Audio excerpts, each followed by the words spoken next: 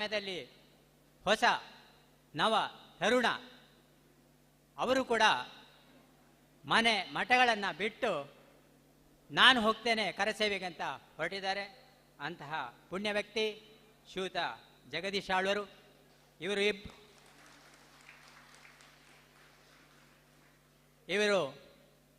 ಇಬ್ಬರು ಕೂಡ ನಮ್ಮೊಂದಿಗೆ ಇವತ್ತು ಇದ್ದಾರೆ ಸಭೆಯಲ್ಲಿ. ಅವರ ದಿವ್ಯ ಉಪಸ್ಥಿತಿಯನ್ನು ಗೌರವಿಸ್ತಾ ಅವರಿಗೆ ನಾನು ಹೃತ್ಪೂರ್ವಕವಾಗಿ ಅವರಿಗೆ ಸ್ವಾಗತವನ್ನು ಕೋರ್ತೇನೆ.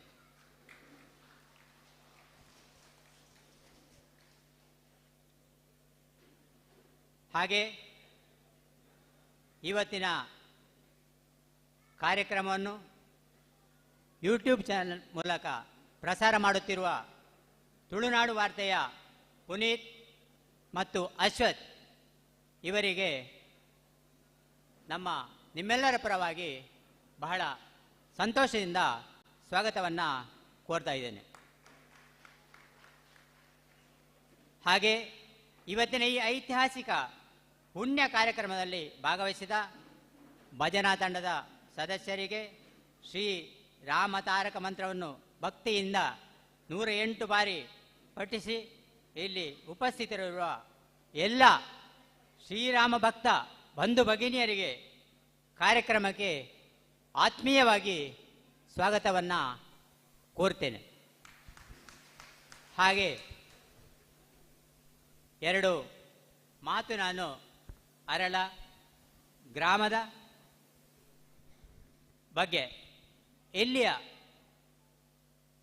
ಕೆಲವು ಗಣ್ಯ ವ್ಯಕ್ತಿಗಳ ಬಗ್ಗೆ, ರಾಷ್ಟ್ರೀಯ ಸ್ವಯಂ ಸೇವಕ ಸಂಘ, ವಿಶ್ವ ಹಿಂದೂ ಪರಿಷತ್, ಅದು ಪ್ರತಿಯೊಂದು ಧಾರ್ಮಿಕ ಕಾರ್ಯದಲ್ಲಿ ಮುಖಂಡತ್ವವನ್ನು ನಮಗಿಂತ ಹಿರಿಯರಾಗಿ ವಹಿಸಿಕೊಂಡಂಥ ವ್ಯಕ್ತಿಗಳನ್ನು ಸ್ಮರಿಸಬೇಕಾಗ್ತದೆ. ನಮ್ಮ ಪುತ್ತೂರು RSS ರಾಷ್ಟ್ರೀಯ ಸ್ವಯಂ ಸೇವಕ ಸಂಘದ ದೃಷ್ಟಿಯಿಂದ ನಾವು ಪುತ್ತೂರು ಜಿಲ್ಲೆಗೆ ಒಳಪಟ್ಟಿದ್ದೆವು. ಸುಮಾರು 1950-60ರ ದಶಕದಲ್ಲಿ ರಾಷ್ಟ್ರೀಯ ಸ್ವಯಂ ಸೇವಕ ಸಂಘವನ್ನು ಇಲ್ಲಿ ಪರಿಚಯಿಸಿದವರು ಶ್ರೀಯುತ ಶಿವರಾಯರು. ಹಾಗೆ ಅವರ ಮಾರ್ಗದರ್ಶನದಲ್ಲಿ ನಮ್ಮಲ್ಲಿ ಆ ಸಮಯದಲ್ಲಿ ಕೂಡ ರಾಷ್ಟ್ರೀಯ ಸ್ವಯಂ ಸೇವಕ ಸಂಘದಲ್ಲಿ ಹಲವಾರು ಮಂದಿ ನಾಯಕರು, ಶ್ರೀಯುತ ದಿವಂಗತ ನಾರಾಯಣರಸರು, ದಿವಂಗತ ಶಿವರಾಮಣ್ಣಯ್ಯವರು, ಹಾಗೆ ಸಂಘಬೆಟ್ಟಿನಿಂದ ಮೋಹನ್ ಪಕ್ಕಳರು, ಬಹಳಷ್ಟು ಮಂದಿ ನಮ್ಮ ಕೈಯಂಗನಲ್ಲಿ ಕೃಷ್ಣಪ್ಪನವರು, ಹಾಗೆ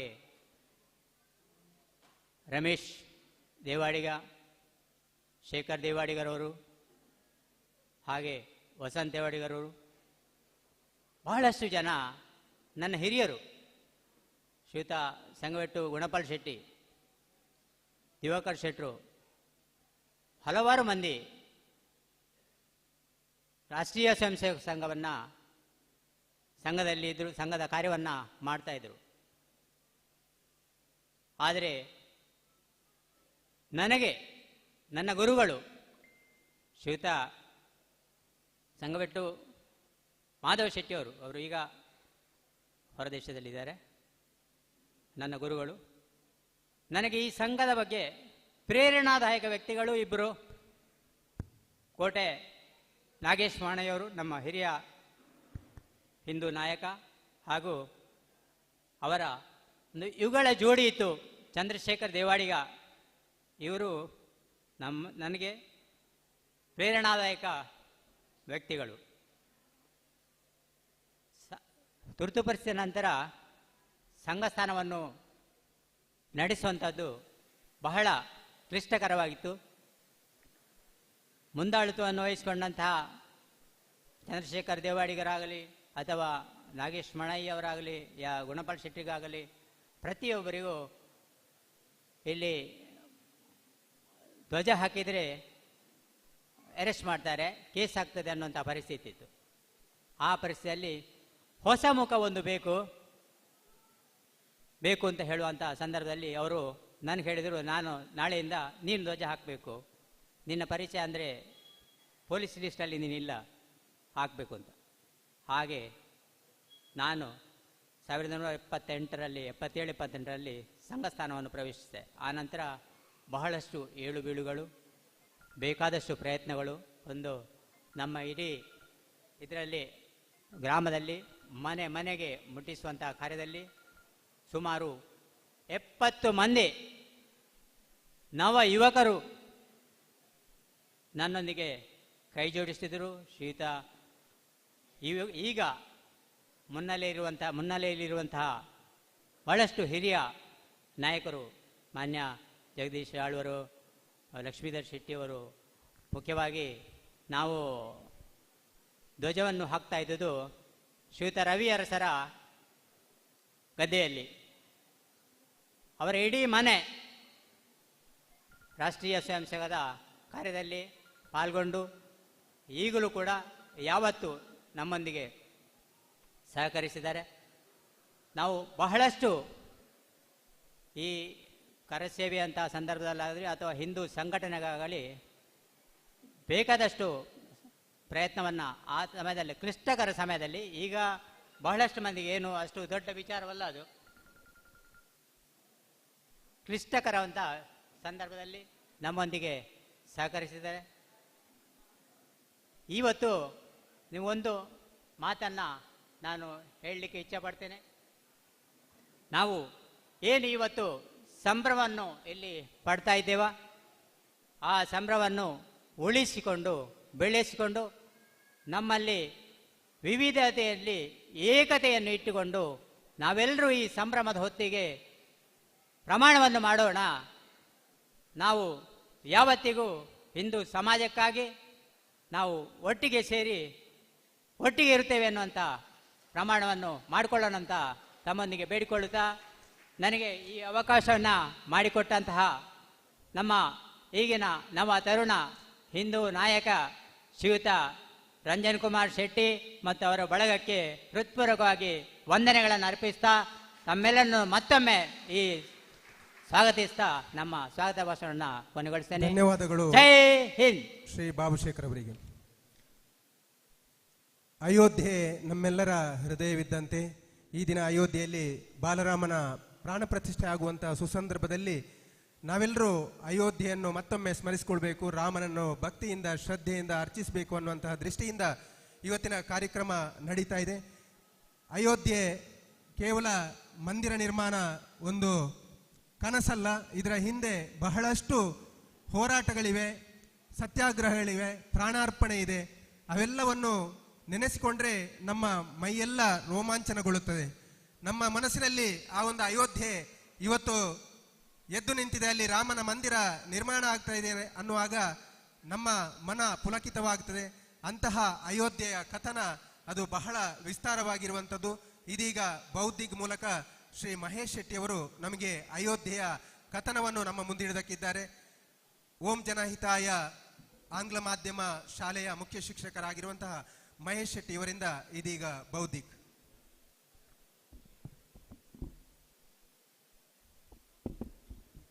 ಜೈ ಶ್ರೀರಾಮ್.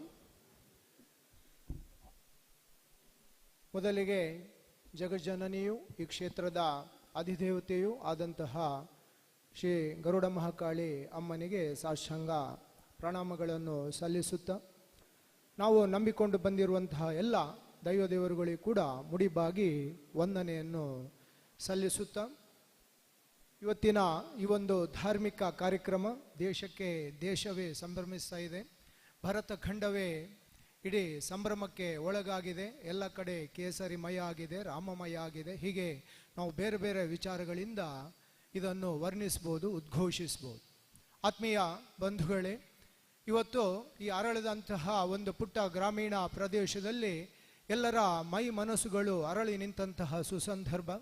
ಈ ಒಂದು ಸಂದರ್ಭದಲ್ಲಿ ಈ ಒಂದು ರಾಮೋತ್ಸವವನ್ನು ಆಚರಿಸಬೇಕು ಅಂತ ಹೇಳಿ 6-7 ತಲೆಮಾರುಗಳ ಏನು ಕನಸಿತ್ತು, 500 ವರ್ಷಗಳ ಹಿಂದಿನಿಂದ ಬಂದಂತಹ ಹೋರಾಟ ಏನಿತ್ತು, ಅದು ಸಾಕಾರಗೊಂಡಂತಹ ಹಿನ್ನೆಲೆಯಲ್ಲಿ ಇಲ್ಲಿ ತಾವುಗಳು ಕೂಡ ಆಚರಿಸಲಿಕ್ಕೆ ಕಟಿಬದ್ಧರಾಗಿ ಸನ್ನದ್ಧರಾಗಿ ಹಾಗೂ ಒಂದಕ್ಕೆ ಇನ್ನೊಂದು ಕೇವಲ ಅರ್ಧ ಗಂಟೆಯಲ್ಲಿ ನಡೆಯುವಂತಹ ಅಮೃತ ಘಳಿಗೋಸ್ಕರ ಎಲ್ಲ ಕಾಯ್ತಾ ಇರುವಂಥ ಈ ಸುಸಂದರ್ಭದಲ್ಲಿ ಸುಲಗ್ನದಲ್ಲಿ ಈ ಒಂದು ವೇದಿಕೆಯಲ್ಲಿ ಬಹುಶಃ 3 ಅಧ್ವರ್ಯಗಳಿದ್ದಾರೆ. ಇಬ್ಬರು ಶಿಕ್ಷಣ ಕ್ಷೇತ್ರದಲ್ಲಿ, ಹಾಗೆ ಒಬ್ಬರು ಧಾರ್ಮಿಕ ಕ್ಷೇತ್ರದಲ್ಲಿ, ಆಧ್ಯಾತ್ಮಿಕ ಕ್ಷೇತ್ರದಲ್ಲಿ ಇರುವವರು.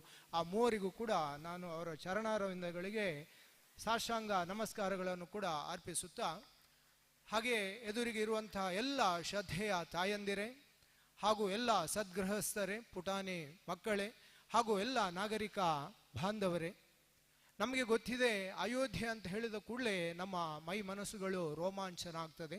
ಯಾಕಂತ ಹೇಳಿದರೆ 7 ಸಪ್ತ ನಗರಗಳಲ್ಲಿ ನಾವು ಬೆಳಗ್ಗೆದ್ದು ಪ್ರಾರ್ಥಿಸಬೇಕು, ಬೆಳಗ್ಗೆದ್ದು ಅಥವಾ ದಿವಸಕ್ಕೆ ಒಮ್ಮೆ ಆದರೂ ನೆನಪಿಸಿಕೊಳ್ಳಬೇಕು ಅಂತ ಹೇಳುವಂಥ ಪುರಾಣ ಶಾಸ್ತ್ರಗಳಲ್ಲಿ ನಿರೂಪಿಸಲ್ಪಟ್ಟಂತಹ 7 ಸಪ್ತ ನಗರಗಳಲ್ಲಿ ಒಂದು ಅಯೋಧ್ಯೆ. ಬಹಳ ವಿಶೇಷವಾದಂಥ ಹೆಸರನ್ನು ಒಳಗೊಂಡಿದೆ. ಅಯೋಧ್ಯ ಅಂತ ಹೇಳಿದರೆ ಎಲ್ಲಿ ಯುದ್ಧದ ಭೀತಿ ಇಲ್ವೋ, ಎಲ್ಲಿ ಆಕ್ರಮಣ ಇಲ್ವೋ, ಎಲ್ಲಿ ಯಾರು ಕೂಡ ಅಶಾಂತಿಯಿಂದ ಭಾವಿಸಲಿಕ್ಕೆ ಅಥವಾ ಜೀವಿಸಲಿಕ್ಕೆ ಸಾಧ್ಯ ಇಲ್ವೋ, ಎಲ್ಲರೂ ಪ್ರೀತಿ ಸೌಹಾರ್ದತೆಯಿಂದ ಒಂದು ಸೂರಿನಡಿ ಒಟ್ಟಿಗೆ ಜೀವನ ನಡೆಸಬಹುದು ಅಂತ ಕ್ಷೇತ್ರಕ್ಕೆ ಅಯೋಧ್ಯ ಅಂತ ಕರೀತಾರೆ. ಆದರೆ ಕಾಲಘಟ್ಟದಲ್ಲಿ, ಕಾಲನ ಹೊಡೆತದಲ್ಲಿ ಹಲವಾರು ಬದಲಾವಣೆಗಳನ್ನು ಕಂಡಿದೆ. ನಮ್ಗೆಲ್ರಿಗೂ ವೇದ್ಯವಾದಂತಹ ವಿಚಾರ. ಹೇಗೂ ಇರಲಿ, ಯುದ್ಧದ ಕಲ್ಪನೆ ಇಲ್ಲದಿದ್ರೂ ಕೂಡ ಅಯೋಧ್ಯೆ ಆ ಒಂದು ವೈಭವವನ್ನು ಸಾರ್ತಾ ಇತ್ತು. ಆದರೆ ಹಲವಾರು ವಿಚಾರಗಳ ಬಗ್ಗೆ ನಾವು ಸೂಕ್ಷ್ಮವಾಗಿ ಅವಲೋಕಿಸಿದಾಗ, ಮೊದಲಿಗೆ ಇಕ್ಷ್ವಾಕುವಿನಿಂದ ಪ್ರಾರಂಭಗೊಂಡು ಅದಕ್ಕಿಂತಲೂ ಮೊದಲು ನಮ್ಮ ಮಾನವ ಕುಲವನ್ನೇ ಪ್ರಾರಂಭ ಮಾಡಿದಂತಹ ಮನುವಿನಿಂದ ಪ್ರಾರಂಭವಾದಂಥ ನಗರ ಅಯೋಧ್ಯೆ. ಹಾಗೆ ಗೋಪೂಜೆಯ ಮಹತ್ವವನ್ನು ಸಾರಿದಂತಹ ದಿಲೀಪನಂತಹ ಆ ಒಂದು ಸಾಮ್ರಾಜ್ಯವನ್ನು ಕಟ್ಟಿದಂತಹ ಅಥವಾ ಸಾಮ್ರಾಜ್ಯಕ್ಕೆ ರಾಜಧಾನಿಯಾಗಿದ್ದಂತಹ ಕ್ಷೇತ್ರ ಅಂತ ಹೇಳಿದರೆ ಅದು ಅಯೋಧ್ಯೆ. ಹಾಗೆ ಆ ಒಂದು ಇಕ್ಷ್ವಾಕು, ಮನುವಿನ ನಂತರ ಬರುವಂಥ ಇಕ್ಷ್ವಾಕು ಮಹಾರಾಜ ಇರ್ಬೋದು, ಹಾಗೆ ನಂತರ ಇಕ್ಷ್ವಾಕುವಿನ ನಂತರ 20 ತಲೆಮಾರುಗಳ ನಂತರ ಬಂದಂತಹ ಯಮನಾಶ್ವನ ಮಗನಾದಂತಹ ಮಾಂಧಾತ ಇರ್ಬೋದು, ಮಾಂಧಾತನ ನಂತರ ಬಂದಂತಹ ಹರಿಶ್ಚಂದ್ರ ಇರ್ಬೋದು.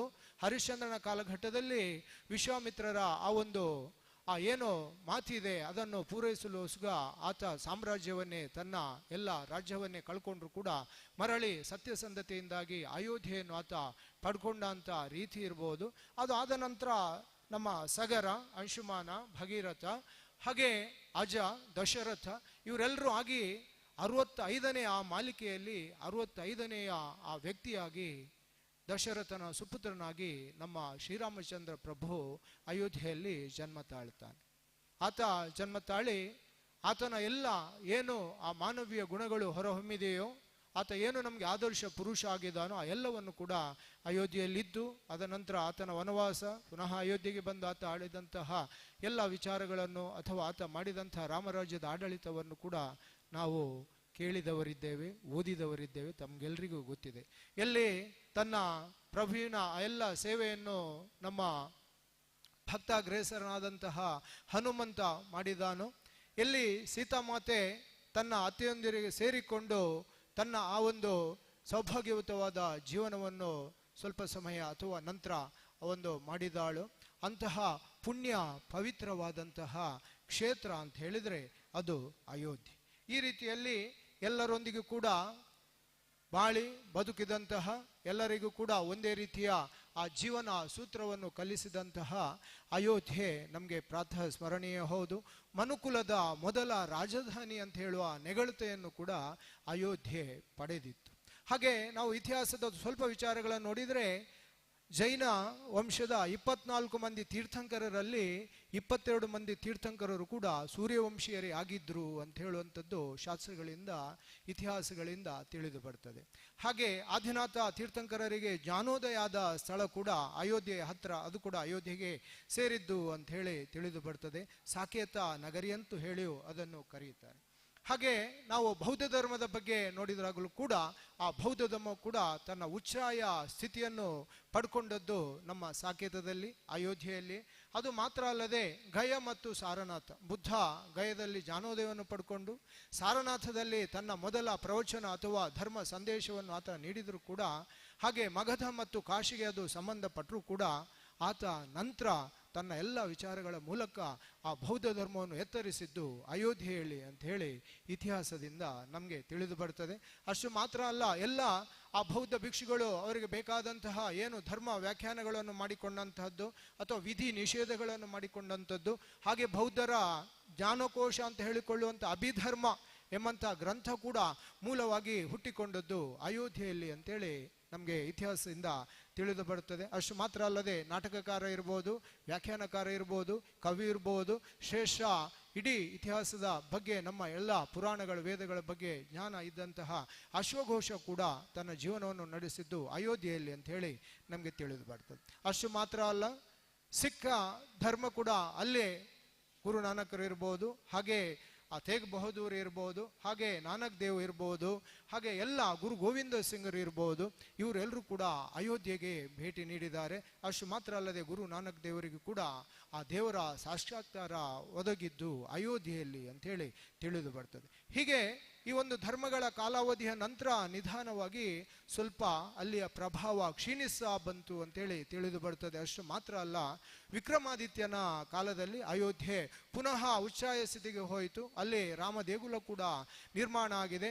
ಹಾಗೆ ಗುಪ್ತರ ಕಾಲದಲ್ಲಿ ಕೂಡ ಅದು ಒಳ್ಳೆಯ ಒಂದು ಸೌಭಾಗ್ಯಯುತವಾದಂತಹ ನಗರವಾಗಿ ದೇವಾಲಯದಿಂದ ಕಂಗೊಳಿಸ್ತಾ ಇತ್ತು ಅಂತೇಳಿ ತಿಳಿದು ಬರ್ತದೆ. ಆದರೆ ಮಹನೀಯರೇ, ನಾವಿಲ್ಲಿ ಗಮನಿಸಬೇಕು, ಕಾಲಚಕ್ರ ಹೇಗೆ ತಿರುಗ್ತದೆ, ಕಾಲನ ಹೊಡೆತವನ್ನು ಹೇಗೆ ಯಾವ ರೀತಿಯಲ್ಲಿ ಸ್ವೀಕರಿಸಬೇಕು ಅಂತ ಹೇಳುವುದಕ್ಕೆ ಇದು ಕೂಡ ಸಾಕ್ಷಿಯಾಗ್ತದೆ. 1193ರಲ್ಲಿ ಶಾಬುದ್ದೀನ್ ಘೋರಿಯ ಆ ಒಂದು ವಿದೇಶದಿಂದ ಬಂದು ಆಕ್ರಮಣ ನಡೆಯುತ್ತದೆ. ಅದಾದ ನಂತರ 1526ರಲ್ಲಿ ದಂಡಯಾತ್ರೆಯನ್ನು ಕೈಗೊಂಡಂತಹ ಬಾಬರ ಭಾರತದ ಮೇಲೆ ಆಕ್ರಮಣ ಮಾಡ್ತಾನೆ. 1528ರಲ್ಲಿ ಆತ ನೇರವಾಗಿ ಅಯೋಧ್ಯೆ ಮೇಲೆ ದಾಳಿ ಮಾಡಿದ ಸಂದರ್ಭದಲ್ಲಿ ಅಲ್ಲಿ ಒಬ್ಬ ಸೂಫಿ ಸಂತ ತನ್ನ ಮನದ ಬಯಕೆಯನ್ನು ಬಾಬರ್ನಲ್ಲಿ ತೋಡಿಕೊಳ್ಳುತ್ತಾನೆ. ಏನಂತ ಹೇಳಿದರೆ, ಇಲ್ಲಿ ಮಂದಿರದ ಬದಲು ಒಂದು ಮಸೀದಿ ಆಗಬೇಕು ಅಂಥೇಳಿ ಆತ ಧಾರ್ಮಿಕ ಭಾವನೆಯನ್ನು ವ್ಯಕ್ತಪಡಿಸಿದಾಗ ಆಗ ನಮ್ಮ ಬಾಬರ್ ಮೀರ್ ಬಾಕಿ ಖಾನ್ ಅಂತ ಹೇಳುವಂತಹ ತನ್ನ ಸೇನಾಧಿಕಾರಿ ಏನಿದ್ದಾನೆ ಅವನಿಗೆ ಆದೇಶ ಕೊಟ್ಟು ಆ ಇಡೀ ಭವ್ಯ ಮಂದಿರವನ್ನು ನೆಲಸಮ ಮಾಡಿ ಅದೇ ಸಾಮಗ್ರಿಗಳಿಂದ, ಅದೇ ಕಟ್ಟಡದ ಏನು ಸಾಮಗ್ರಿಗಳಿತ್ತೋ ಅದರಿಂದ ಅವರು ಮಸೀದಿಯ ನಿರ್ಮಾಣವನ್ನು ಕೂಡ ಮಾಡಿ ಮುಗಿಸ್ತಾರೆ. ಗುಂಬಜ್ನ ನಿರ್ಮಾಣ ಕೂಡ ಆಗ್ತದೆ. ಇಷ್ಟು ಮಾತ್ರ ಅಲ್ಲ, ಶತಕಗಳ, ದಶಕಗಳ, ಹಲವಾರು ವರ್ಷಗಳ, ಶತಮಾನಗಳ ಹೋರಾಟ ಮುಂದುವರಿಯುತ್ತಾ ಬರ್ತದೆ. 1940ರಲ್ಲಿ ರಾಮಚರಿತ ಮಾನಸವನ್ನು ಅಲ್ಲಿ ಕೂತ್ಕೊಂಡು ಪಠನ ಮಾಡುತ್ತಾರೆ. ಇದು ರಾಮನ ಮೂಲ ಸ್ಥಳ, ಇಲ್ಲಿ ಮೊದಲೇ ದೇವಾಲಯ ಇತ್ತು ಎಂಬಂತಹ ಒಂದು ನಿಟ್ಟಿನಲ್ಲಿ ಹೋರಾಟ ಸಾಗ್ತದೆ. 1949 ಡಿಸೆಂಬರಲ್ಲಿ ಕೂಡ ಇದಕ್ಕೆ ವಿಗ್ರಹದ ಪ್ರತಿಷ್ಠೆಯನ್ನು ಕೂಡ ಮಾಡ್ತಾರೆ. ಅವತ್ತಿನಿಂದ ಅಖಂಡ ಭಜನೆ ನಡೆಯುತ್ತದೆ. ಪುನಃ ವಿವಾದ ಅಲ್ಲಿ ಏಳುತ್ತದೆ, ಪುನಃ ವಿವಾದ ಹುಟ್ಟಿಕೊಳ್ಳುತ್ತದೆ. ಆಗ ವಿವಾದ ಹುಟ್ಟಿಕೊಂಡಾಗ ಗರ್ಭಗುಡಿಗೆ ಬೀಗವನ್ನು ಕೂಡ ಜಡಿಯುತ್ತಾರೆ. ಈ ಗರ್ಭಗುಡಿಗೆ ಬೀಗ ಜಡಿದಂತಹ ಸಂದರ್ಭದಲ್ಲಿ ಮುಂದಕ್ಕೆ ಮುಂದುವರೆದು 1986ರಲ್ಲಿ ಪುನಃ ಬಾಗಿಲನ್ನು ಕೂಡ ತೆಗೆಯುತ್ತಾರೆ. ಹಾಗೆ ಹೈಕೋರ್ಟಿನ ಆದೇಶ ಕೂಡ ಇರ್ತದೆ. ಹಾಗೆ ಪೂಜೆಗೆ ಅವಕಾಶವನ್ನು ಕೂಡ ಮಾಡಿಕೊಡ್ತಾರೆ. ಹೀಗೆ ನಂತರ 1989ರಲ್ಲಿ ಪ್ರಥಮ ಕರಸೇವೆ ಅಂತ ನಾವು ಕರಿತೇವೆ. ಆ ಪ್ರಥಮ ಕರಸೇವೆ ಕೂಡ ಅಲ್ಲಿ ಪ್ರಾರಂಭ ಆಗ್ತದೆ. ಆದರೆ ಅಂತಹ ಸಂದರ್ಭದಲ್ಲಿ ಮುಲಾಯಂ ಸಿಂಗ್ ಯಾದವ್ ಅವರ ಆ ಒಂದು ಆಡಳಿತದ ಸಂದರ್ಭದಲ್ಲಿ ಯಾರಿಗೂ ಕೂಡ ಅಲ್ಲಿ ಪ್ರವೇಶ ಇರಲಿಲ್ಲ. ಅಂತಹ ಸಂದರ್ಭದಲ್ಲಿ ಗೋಲಿಬಾರ್ ಇರಬಹುದು ಅಥವಾ ಯಾರು ಅಲ್ಲಿಗೆ ಪ್ರವೇಶ ಮಾಡ್ತಾರೋ ಅವರ ಬಗ್ಗೆ ಆಕ್ರಮಣ ಮಾಡುವಂತಹ ಒಂದು ವಿಚಾರ ಕೂಡ ಅಲ್ಲಿ ನಡೆಯಿತು. ಆದರೂ ಕೂಡ ಅದನ್ನು ಯಾರು ಲೆಕ್ಕಿಸದೆ ಮೊದಲ ಕರಸೇವೆ ಕೂಡ ನಡೆಯುತ್ತದೆ. ಬಹುಶಃ ನಮ್ಮ ದಕ್ಷಿಣ ಕನ್ನಡದಲ್ಲೂ ಕೂಡ 100 ಮಂದಿ ಕರಸೇವಕರು ಅದರಲ್ಲಿ ಭಾಗವಹಿಸಿದ್ರು. ನಮ್ಮ ಪೇಜಾವರ ಶ್ರೀಗಳ ಒಂದು ನೇತೃತ್ವ ಕೂಡ ಅದರಲ್ಲಿತ್ತು. ಹಾಗೆ ಕೊಠಾರಿ ಸಹೋದರರು ಅಲ್ಲಿ ಬಲಿದಾನವನ್ನು ಕೂಡ ಮಾಡುವಂಥ ಪ್ರಮೇಯ ಕಂಡು ಬರ್ತದೆ. ಆಗ ಬಹುಶಃ ಬಿಜೆಪಿ, ಶಿವಸೇನೆ ಮತ್ತು ಅಕಾಲಿ ದಳ ಈ 3 ಪಕ್ಷಗಳನ್ನು ಬಿಟ್ಟರೆ ಬಹುಶಃ ಬೇರೆ ಯಾರು ಇದಕ್ಕೆ ಸಹಮತವನ್ನು ವ್ಯಕ್ತಪಡಿಸಲಿಲ್ಲ. ಇಂತಹ ಕಾಲಘಟ್ಟದಲ್ಲಿ ಬಹಳ ಹೋರಾಟ ನಡೆಯುತ್ತದೆ. ಹೋರಾಟ ನಡೆದು ಮತ್ತು ಕೂಡ ಅಲ್ಲಿ ಹಲವಾರು ವಿವಾದಗಳು ಹುಟ್ಟಿಕೊಳ್ಳುತ್ತಾ ಇದೆ. ಹೀಗೆ ತಮಗೆಲ್ಲರಿಗೂ ಗೊತ್ತಿದ್ದ ಹಾಗೆ 1992ರಲ್ಲಿ 2ನೇಯ ಕರಸೇವೆ ಕೂಡ ಪ್ರಾರಂಭ ಆಗ್ತದೆ. ಡಿಸೆಂಬರ್ 6 ತಮಗೆಲ್ಲರಿಗೂ ಗೊತ್ತಿರುವಂಥದ್ದು. ಆಗ ಕಲ್ಯಾಣ್ ಸಿಂಗ್ ರವರ ಸರ್ಕಾರ ಅಲ್ಲಿ ಇರ್ತದೆ. ಅವರು ನೇರವಾಗಿ ಘೋಷಣೆ ಮಾಡ್ತಾರೆ, ನನ್ನ ಸರ್ಕಾರ ಬಿದ್ದು ಹೋದರೂ ಪರವಾಗಿಲ್ಲ, ಇಲ್ಲಿ ಒಂದು ಕರಸೇವೆ ನಡೆಯಬೇಕು ಅಥವಾ ಏನೋ ಒಂದು ಬದಲಾವಣೆ ಇಲ್ಲಿ ಆಗಬೇಕು, ರಾಮ ಮಂದಿರ ನಿರ್ಮಾಣ ಆಗಬೇಕು ಅಂತ ಹೇಳಿ ಅವರು ಹೇಳಿದಂಥ ಆ ಒಂದು ಸಂದರ್ಭ. ಹಾಗೆ ಎಲ್ಲರೂ ಅಲ್ಲಿ ಆ ಎಲ್ಲ ಕರಸೇವಕರು ಸೇರಿಕೊಂಡು ರಾಷ್ಟ್ರದಾದ್ಯಂತ, ನಮ್ಮ ದೇಶದಾದ್ಯಂತದ ಎಲ್ಲ ಕರಸೇವಕರಲ್ಲಿ ಹೋಗ್ತಾರೆ. ಹಾಗೆ ಬಹುಶಃ ಇಲ್ಲೂ ಕೂಡ ಅಂತಹ ಮಹನೀಯರು ಭಾಗವಹಿಸುವವರು ಇದ್ದಾರೆ, ಪ್ರಾತಸ್ಮರಣೀಯರು ಇದ್ದಾರೆ, ನಮ್ಮ ಎಲ್ಲ ಊರುಗಳಲ್ಲಿದ್ದಾರೆ, ಭಾರತದಾದ್ಯಂತ ಎಲ್ಲರೂ ಇದ್ದಾರೆ. ಬಹುಶಃ ಬಹಳ ಪವಿತ್ರವಾದಂಥ ಒಂದು ಕಾರ್ಯಕ್ಕೆ ತಮ್ಮನ್ನು ತಾವು ತೊಡಗಿಸಿಕೊಂಡು ಹೋಗ್ತಾರೆ. ಅಲ್ಲಿ ರಾಜ್ಯ ಸರ್ಕಾರದ ಸಹಮತ ಕೂಡ ಇತ್ತು. ಮರುದಿವಸವೇ ಕಲ್ಯಾಣ್ ಸಿಂಗ್ ರವರು ರಾಜೀನಾಮೆ ಕೊಡಬೇಕಾಗ್ತದೆ. ಹಾಗೆ ಅಲ್ಲಿ ರಾಷ್ಟ್ರಪತಿ ಆಡಳಿತವನ್ನು ಕೂಡ ನಡೆಸುವಂತಹ ವ್ಯವಸ್ಥೆಯನ್ನು ಅಲ್ಲಿ ಕೂಡ ಮಾಡಬೇಕಾಗ್ತದೆ. ಬಹುಶಃ ಕೆಲವಾರು ಗಂಟೆಗಳಲ್ಲಿ ಅಷ್ಟು ದೊಡ್ಡದು ಇದ್ದಂತಹ 21 ದಿವಸ, 10 ದಿವಸ, 15 ದಿವಸ, ಎಷ್ಟೋ ದಿವಸಗಳ ಮೊದಲು ಹೋಗಿ ಅಲ್ಲಿ ತಮ್ಮ ವಾಸ್ತವ್ಯವನ್ನಲ್ಲಿ ಇಟ್ಟುಕೊಂಡಂತಹ ಕರಸೇವಕರು ಕೂಡ ಅಲ್ಲಿ ಭಾಗವಹಿಸಿದ್ದಾರೆ. ಅಲ್ಲಿಂದ ಇಟ್ಟಿಗೆಗಳನ್ನು ಹಿಡ್ಕೊಂಡು ಬಂದಿದ್ದಾರೆ, ಅಲ್ಲಿಂದ ಮಣ್ಣನ್ನು ಹಿಡ್ಕೊಂಡು ಬಂದಿದ್ದಾರೆ, ಬೇರೆ ಬೇರೆ ರೀತಿಯಲ್ಲಿ. ಆಗಲೂ ಕೂಡ ಹಲವಾರು ಮಂದಿಯಲ್ಲಿ ಗೊಂದಲ ಅಥವಾ ಬೇರೆ ಬೇರೆ ರೀತಿಯ ಮೂಲಗಳಿಂದ ಸುದ್ದಿ ಅಥವಾ ರೈಲು ಇರ್ಬೋದು, ಬಸ್ಸುಗಳಲ್ಲಿ ಅಥವಾ ಯಾವುದೇ ವಿಚಾರಗಳಲ್ಲಿ ಕೂಡ ಸ್ಥಳೀಯ ವಾಹನಗಳಲ್ಲಿ ಸಂಚರಿಸುವಂಥದ್ದು ಇತ್ಯಾದಿಯೆಲ್ಲ ಅಪಾಯಕಾರಿ ಅಂತ ಇದೆ. ಏನು ಗಮನಕ್ಕೆ ಬಂದಾಗ ಕೆಲವರು ಅರ್ಧದಿಂದ ವಾಪಸ್ ಹಿಂದಕ್ಕೆ ಬಂದದ್ದು ಕೂಡ ಇರ್ಬೋದು. ಹಲವಾರು ಬಲಿದಾನಗಳು ಕೂಡ ನಡೆಯುವಂತಹ ಅಥವಾ ಮಾರ್ಗ ಮಧ್ಯದಲ್ಲಿ ಹಲವಾರು ವಿಚಾರಗಳು ಕೂಡ ನಡೆದದ್ದು ಕೂಡ ನಮ್ಮೆಲ್ಲರ ಗಮನಕ್ಕೆ ಬಂದಂಥ ವಿಚಾರ. ಬಹುಶಃ 1986ರ ಆ ಒಂದು 85-86ರ ಸಂದರ್ಭದಲ್ಲಿ ನಾವು ಎಲ್ಲರೂ ಶಿಲಾ ಪೂಜನವನ್ನು ಕೂಡ ಮಾಡಿದ್ದೇವೆ. ಬಹುಶಃ ಇಟ್ಟಿಗೆಯನ್ನು ಪೂಜಿಸಿ ಕಳುಹಿಸುವಂಥದ್ದು. ಬಹುಶಃ 1 ರೂಪಾಯಿಯನ್ನು ಕೂಡ ಎಲ್ಲರೂ ಆ ರಾಮನಿಗೆ ಅರ್ಪಿಸಬೇಕು ಅಂತ ಹೇಳುವಂಥದ್ದನ್ನು ಆ ನಿಟ್ಟಿನಲ್ಲಿ ಕಳುಹಿಸುವುದಂತೂ ಇರಬಹುದು.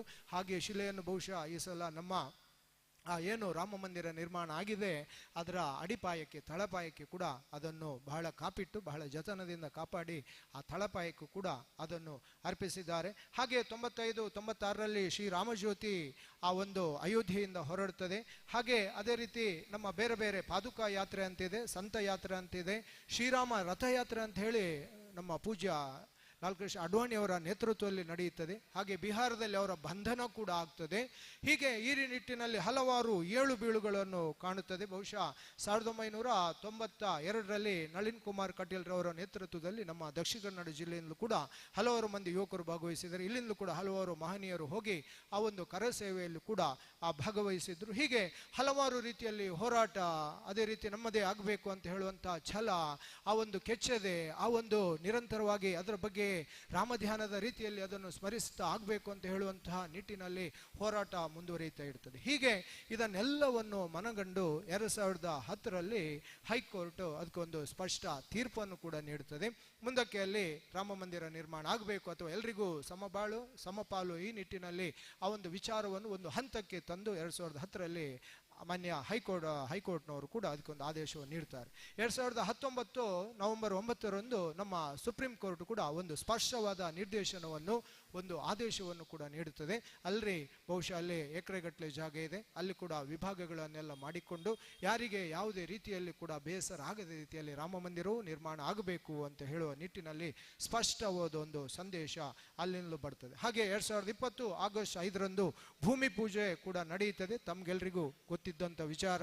ಹೀಗೆ ಎಲ್ಲ ವಿಚಾರಗಳು ನಡ್ಕೊಂಡು ಬಂದು ಇಲ್ಲಿ ತನಕ ಬಂದು ಇವತ್ತು ನಾವು ಜನವರಿ 2024, ಹಾಗೆ ಈ ಒಂದು ಜನವರಿ ತಿಂಗಳ 22ನೇ ತಾರೀಕು ಇವತ್ತು ಈ ಒಂದು ಶುಕ್ಲ ಪಕ್ಷದಲ್ಲಿ, ಹಾಗೆ ಈ ಒಂದು ಒಳ್ಳೆಯ ಶುಭ ಮುಹೂರ್ತದಲ್ಲಿ ಮೃಗಶಿರ ನಕ್ಷತ್ರ ಇರ್ಬೋದು, ಅಭಿಜಿತ್ ಮುಹೂರ್ತ ಇರ್ಬೋದು, ಅದನ್ನು ಸಂಜೀವಿನಿ ಮುಹೂರ್ತ ಅಂತ ಕರೀತಾರೆ. ಮಧ್ಯಾಹ್ನ 12:15 ಗಂಟೆಗೆ ಆ ರಾಮಲಲ್ಲನ ವಿಗ್ರಹ ಏನಿದೆ ಅದರ ಪ್ರಾಣ ಪ್ರತಿಷ್ಠೆ ಕೂಡ ನಡೀಲಿಕ್ಕಿದೆ, ನಮ್ಗೆಲ್ರಿಗೆ ಗೊತ್ತಿದ್ದಂಥ ವಿಚಾರ.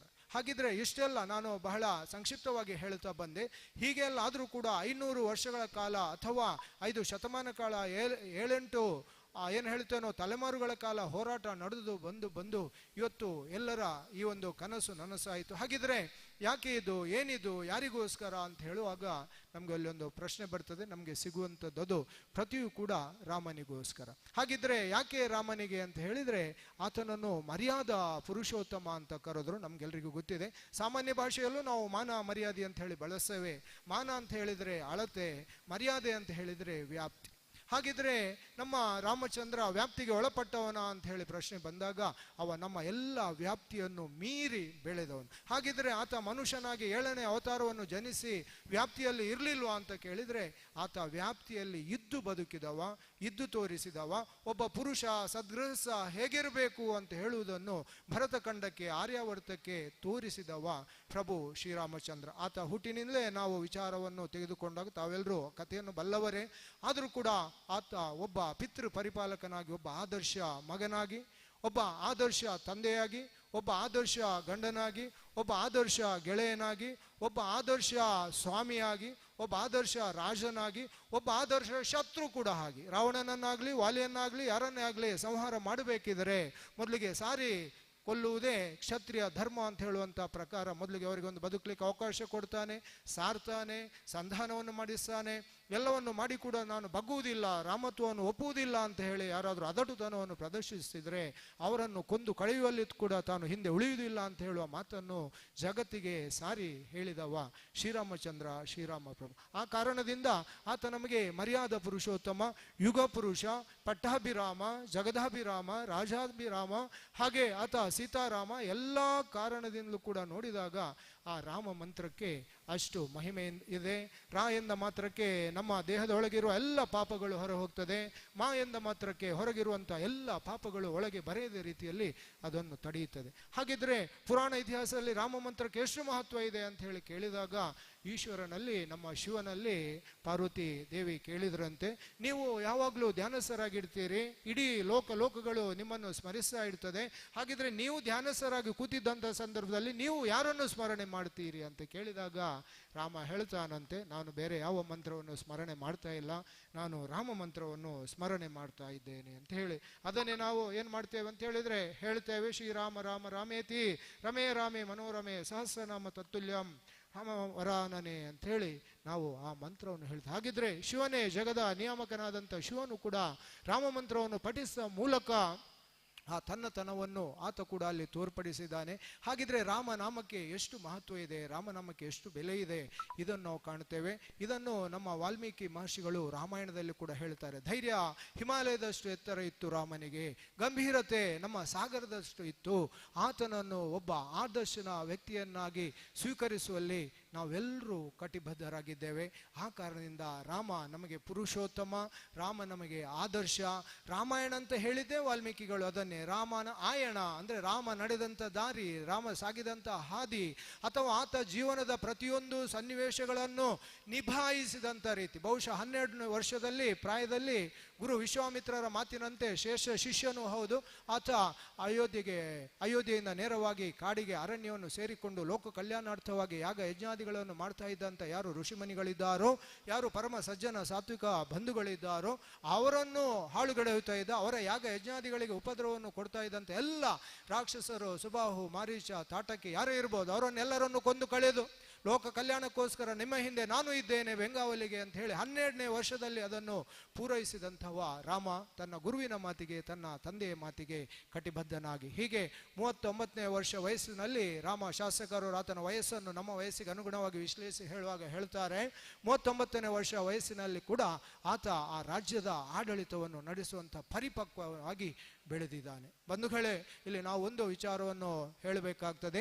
ಸರಯು ನದಿಯ ತೀರದಲ್ಲಿ ಇರುವಂತಹ ಅಯೋಧ್ಯೆ, ಸರಯು ನದಿ ನಮಗೆ ಹೇಗೆ ಗಂಗೆ, ಹೇಗೆ ಸರಸ್ವತಿ, ಹೇಗೆ ಯಮುನೆ, ಆ ಮೂರು ಆ ಪವಿತ್ರ ಆ ಜಲ ಏನು ಇದೆಯೋ ಅಥವಾ ನದಿಗಳಿದೆಯೋ ಅದೇ ರೀತಿ ನಾವು ಸರಯು ನದಿಯನ್ನು ಕೂಡ ನಾವು ಸ್ಮರಣೆ ಮಾಡಿಕೊಳ್ಳಬೇಕು. ಯಾಕಂತ ಹೇಳಿದರೆ ಆಕೆ ಉತ್ತರದ ಆ ಒಂದು ಕೈಲಾಸ ಮಾನಸದಲ್ಲಿ ಹುಟ್ಟಿ ಕೂಡ ದಕ್ಷಿಣ ಅಭಿಮುಖವಾಗಿ ಹರಿದು ಬಂದು ಆಕೆ ಕೂಡ ಸಮುದ್ರವನ್ನು ಸೇರುವಾಗ ಅಯೋಧ್ಯೆಯನ್ನು ಸುತ್ತಿ ಬಳಸಿ ಬರ್ತಾಳೆ. ಯಾಕಂತ ಹೇಳಿದರೆ ಎಲ್ಲ ರಾಮನ ಚಟುವಟಿಕೆಗಳು ನಡೆದದ್ದು ಅಲ್ಲೇ.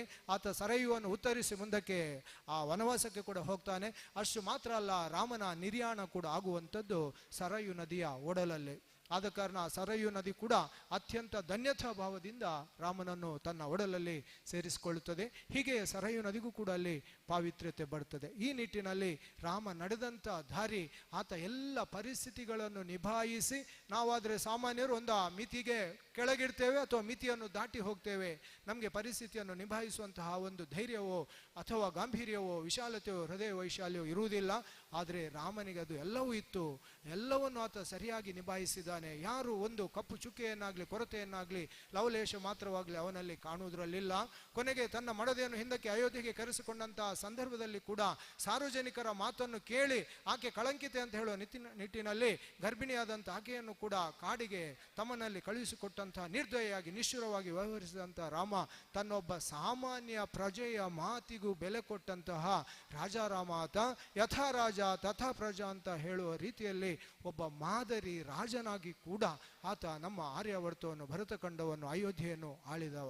ಆ ನಿಟ್ಟಿನಲ್ಲಿ ಎಲ್ಲ ರೀತಿಯಲ್ಲೂ ರಾಮ ನಮಗೆ ಆದರ್ಶಪ್ರಾಯ. ರಾಮನ ಬೆಳಕಲ್ಲಿ ನಾವು ನಡಿಬೇಕಾದದ್ದು ಬಹಳ ಮುಖ್ಯ.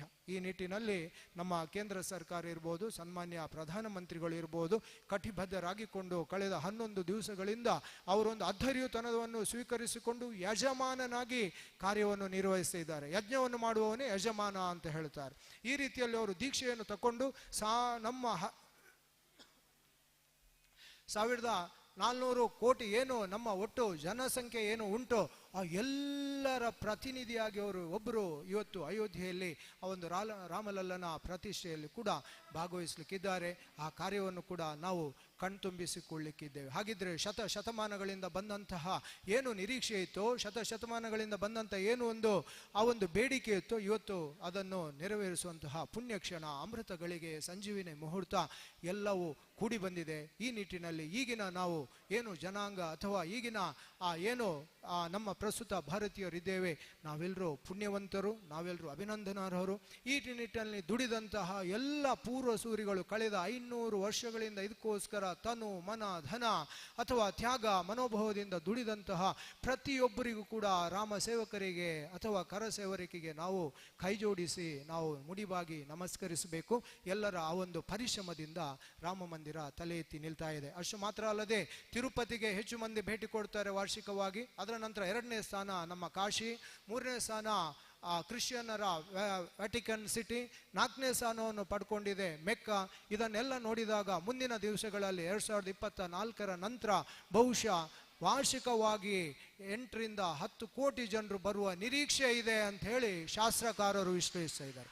ಹಾಗಿದ್ರೆ ಪ್ರಪಂಚದ ಏಕೈಕ ದೊಡ್ಡ ನಗರವಾಗಿ ಮಾತ್ರ ಅಲ್ಲದೆ ಪ್ರಪಂಚದಲ್ಲಿ ಏಕೈಕ ಒಂದು ಧಾರ್ಮಿಕ ಕ್ಷೇತ್ರವಾಗಿ, ತೀರ್ಥ ಕ್ಷೇತ್ರವಾಗಿ ಅಯೋಧ್ಯೆ ಬೆಳಗುವುದರಲ್ಲಿ ಯಾವುದೇ ಸಂದೇಹ ಇಲ್ಲ.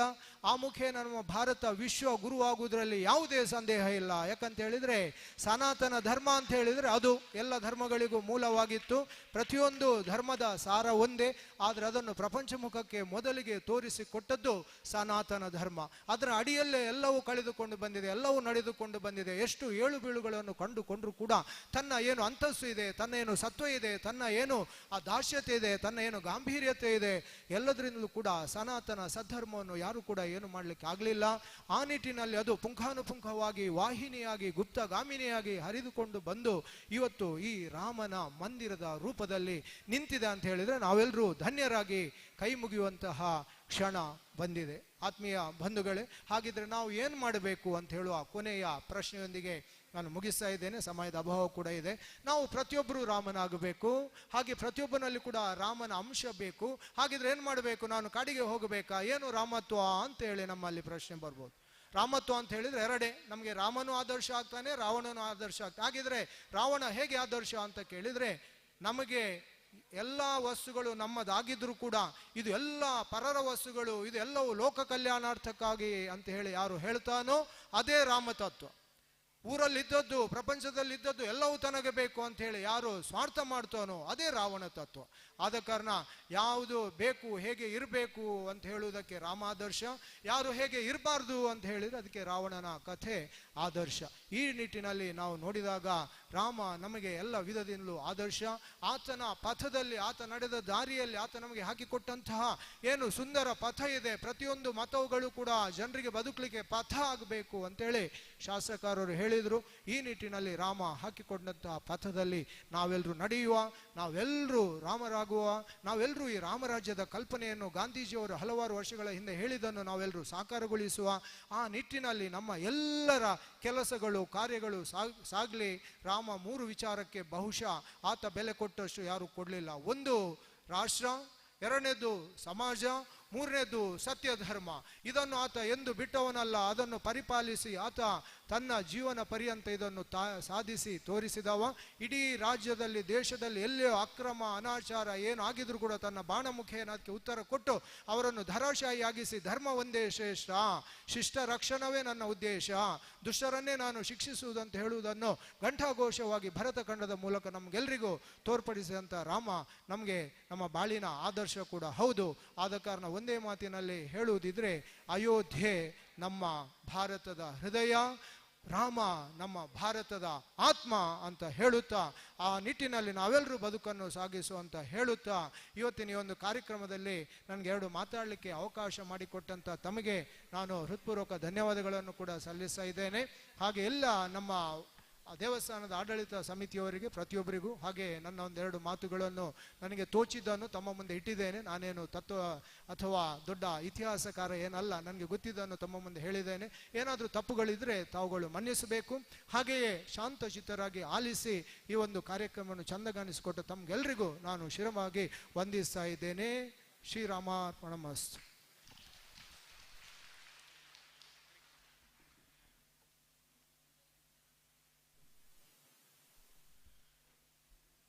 ಈ ತನಕ ಅಯೋಧ್ಯೆಯ ಶ್ರೀರಾಮನ ಇತಿಹಾಸ, ಅದರ ಜೊತೆಗೆ ಈ ಒಂದು ಪವಿತ್ರವಾದಂತಹ ಅಯೋಧ್ಯೆಯನ್ನು ಹಿಂದೂಗಳು ಪಡಿಬೇಕಿದ್ರೆ ನಡೆದಂತಹ ಹೋರಾಟವನ್ನು ಮೆಲುಕು ಹಾಕಿದಂತಹ ಮಹೇಶ್ ಶೆಟ್ಟಿ ಇವರಿಗೆ ತಮ್ಮೆಲ್ಲರ ಪರವಾಗಿ ಹೃತ್ಪೂರ್ವಕವಾದಂತಹ ಅಭಿವಂದನೆಗಳನ್ನು ಸಲ್ಲಿಸ್ತಾ ಇದ್ದೇನೆ. ಬೋಲೋ ಶ್ರೀರಾಮಚಂದ್ರ ಕಿ, ಅಯೋಧ್ಯಾಪತಿ ಶ್ರೀರಾಮಚಂದ್ರ ಕಿ, ಸನಾತನ ಹಿಂದೂ ಧರ್ಮಕ್ಕೆ. ಆತ್ಮೀಯ ಬಂಧುಗಳೇ, ಅಯೋಧ್ಯೆಯಲ್ಲಿ ರಾಮ ಮಂದಿರ ನಿರ್ಮಾಣ ಆಗಬೇಕಿದ್ರೆ 496 ವರ್ಷಗಳ ಸುದೀರ್ಘ ಹೋರಾಟ ನಡೆದಿರೋದು ಅದು ಇತಿಹಾಸವಾದರೂ 10 ಮಂದಿ 100 ಮಂದಿ ಇಲ್ಲಿ ಜೀವಿತದ ಅವಧಿಯಲ್ಲಿರುವಂತಹ ಸಂದರ್ಭದಲ್ಲಿ ಅದರ 1-2 ಹೋರಾಟಗಳನ್ನು ನಾವು ಕಣ್ಣಾರೆ ಕಂಡವರು, ಕಿವಿಯಾರೆ ಕೇಳಿದವರು. ಅಂತ ಹೋರಾಟಗಳಲ್ಲಿ 1990ರಲ್ಲಿ ಅಕ್ಟೋಬರ್ ತಿಂಗಳ 30ರಂದು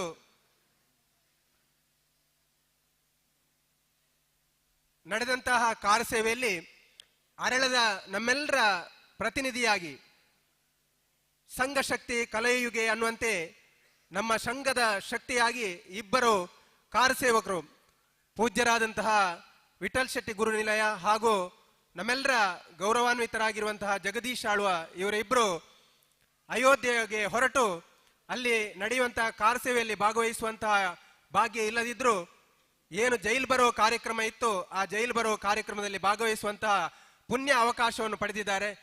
ಇವತ್ತು ರಾಮ ಮಂದಿರ ತಲೆ ಎತ್ತಿ ನಿಂತಿದೆ, ಬಾಲರಾಮನ ಪ್ರತಿಷ್ಠೆ ಆಗ್ತಾ ಇದೆ. ಆ ಸಂದರ್ಭದಲ್ಲಿ ಅವರಿಬ್ಬರನ್ನು ಗೌರವಾರ್ಪಣೆ ಮಾಡಬೇಕಾದ್ದು ನಮ್ಮೆಲ್ಲರ ಕರ್ತವ್ಯ. ಆದ್ದರಿಂದ ಅವರನ್ನು ಈ ವೇದಿಕೆಯ ಆಸನಕ್ಕೆ ಅವರನ್ನು ಗೌರವಾರ್ಪಣೆ ಮಾಡೋದಕ್ಕಾಗಿ ಆತ್ಮೀಯವಾಗಿ ಹೃದಯಪೂರ್ವಕವಾಗಿ ಸ್ವಾಗತಿಸ್ತಾ ಇದ್ದೇನೆ.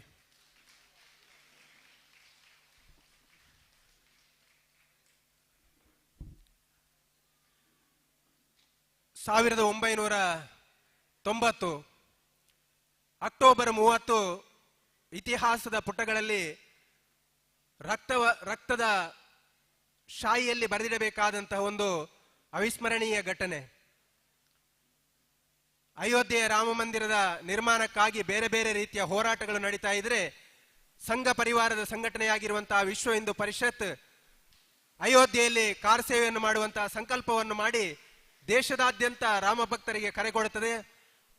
ನೀವೆಲ್ಲರೂ ಅಯೋಧ್ಯೆಗೆ ಬರಬೇಕು, ಕಾರ ಸೇವೆಯಲ್ಲಿ ಭಾಗವಹಿಸಬೇಕು ಅನ್ನುವಂತಹ ಸಂದರ್ಭದಲ್ಲಿ ಅರಳದಿಂದ ಕೈ ಎತ್ತಿ ತಲೆ ಎತ್ತಿ ಹೃದಯ ಶ್ರೀಮಂತಿಕೆಯಿಂದ ಅಯೋಧ್ಯೆಗೆ ಹೋಗುವುದಕ್ಕಾಗಿ ಹೊರಟು ನಿಂತಹ ವೀರ ಹಿಂದೂ ಯೋಧರು ಯಾರು ಅಂತ ಹೇಳಿದ್ರೆ ಅದು ವಿಠಲ್ ಶೆಟ್ಟಿ ಹಾಗೂ ಜಗದೀಶ್ ಆಳ್ವರು. ಸಂಘದ ಹಿರಿಯರು ಅರಳದಲ್ಲಿ ಬಂದು ಕಾರ ಸೇವೆಯಲ್ಲಿ ಭಾಗವಹಿಸುವುದಕ್ಕೆ ಯಾರು ಸಿದ್ಧರಿದ್ದೀರಿ ಅನ್ನುವಂತಹ ಸಂದರ್ಭದಲ್ಲಿ ನಾವು ಮುಖವನ್ನು ನೋಡಿದ್ರೆ ಮುಖ ಎತ್ತಿ ನಾವು ಬರ್ತೇವೆ ಅನ್ನುವಂತಹ ಮಾತನ್ನು ಹೇಳಿದವರು ವಿಠಲ್ ಶೆಟ್ಟಿ ಮತ್ತು ಜಗದೀಶ್ ಆಳ್ವರು.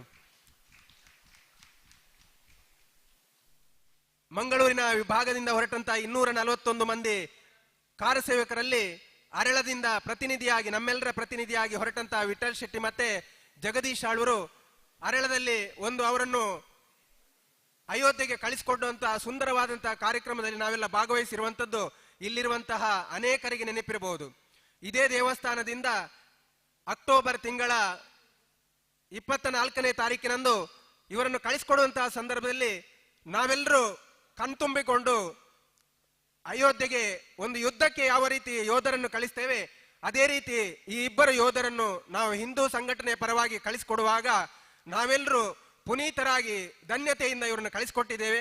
ಅವರು ಮಾಡಿದಂತ ಕಾರ್ಯವನ್ನು ಇವತ್ತು ನೆನಪಿಸಿಕೊಳ್ಬೇಕಾಗಿದೆ.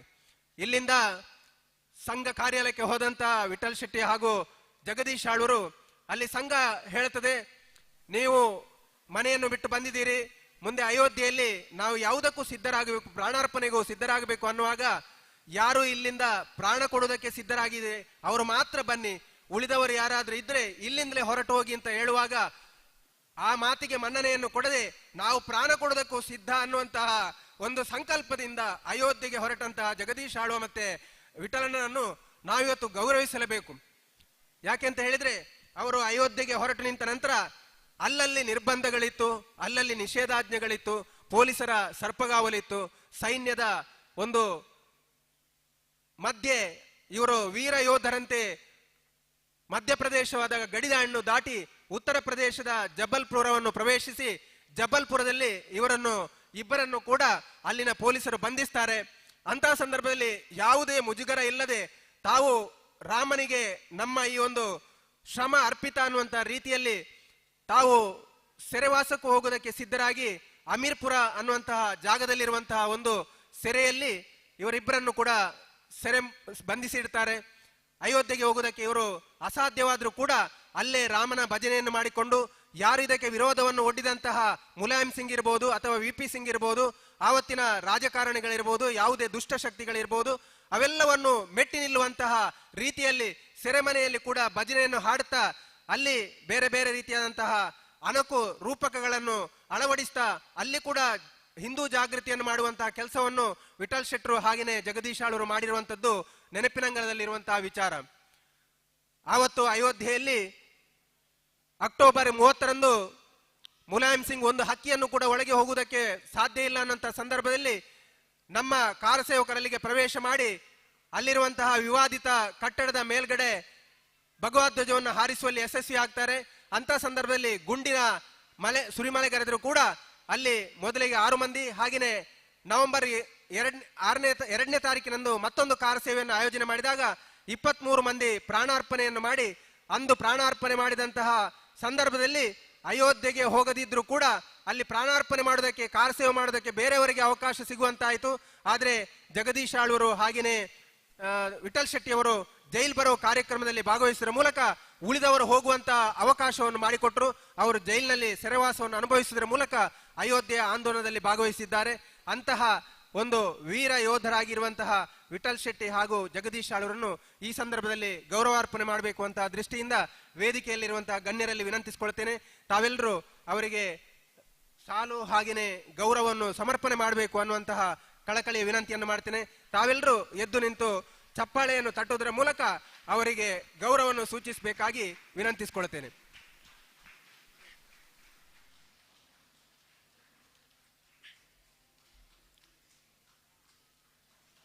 ಅಂದು ಅವರ ಮನಸ್ಸಿನಲ್ಲಿದ್ದದ್ದು ರಾಮ ಕಾರ್ಯ. ಆ ರಾಮ ಕಾರ್ಯಕ್ಕಾಗಿ ಅಯೋಧ್ಯೆಗೆ ಕಡೆಗೆ ಹೊರಟು ನಿಂತಹ ನಮ್ಮ ಹಿರಿಯರಾದ ವಿಠಲ್ ಶೆಟ್ಟಿಯವರು ಹಾಗೆಯೇ ಜಗದೀಶ್ ಆಳ್ವರು ಇಲ್ಲಿ ಸಂಘವನ್ನು ಎತ್ತರಕ್ಕೆ ಬೆಳೆಸುವಲ್ಲಿ ತಮ್ಮ ಅತ್ಯಂತ ಅಮೂಲ್ಯವಾದಂತಹ ಸಮಯವನ್ನು, ಶ್ರಮವನ್ನು ನೀಡಿದವರು.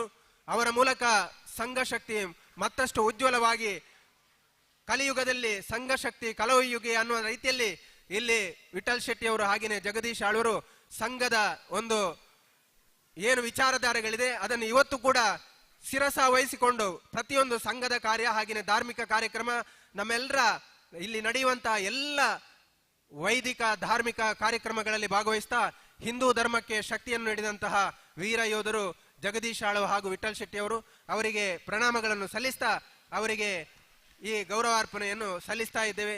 ಬೋಲೋ ಭಾರತ್ ಮಾತಾ ಕಿ, ಬೋಲೋ ಶ್ರೀರಾಮಚಂದ್ರ ಕಿ.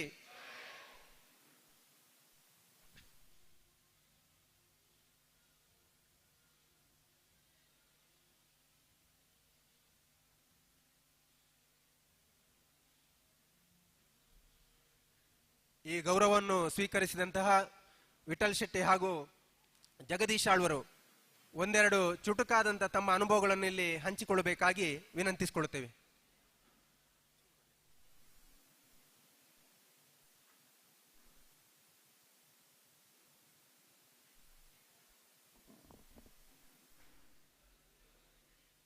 ಜೈ ಶ್ರೀರಾಮ್. ನಮ್ಮ ದೇವರನ ಪಾದವು ಅಡ್ಡಬುರಂದು ನಮ್ಮ ಹಿರಿಯರು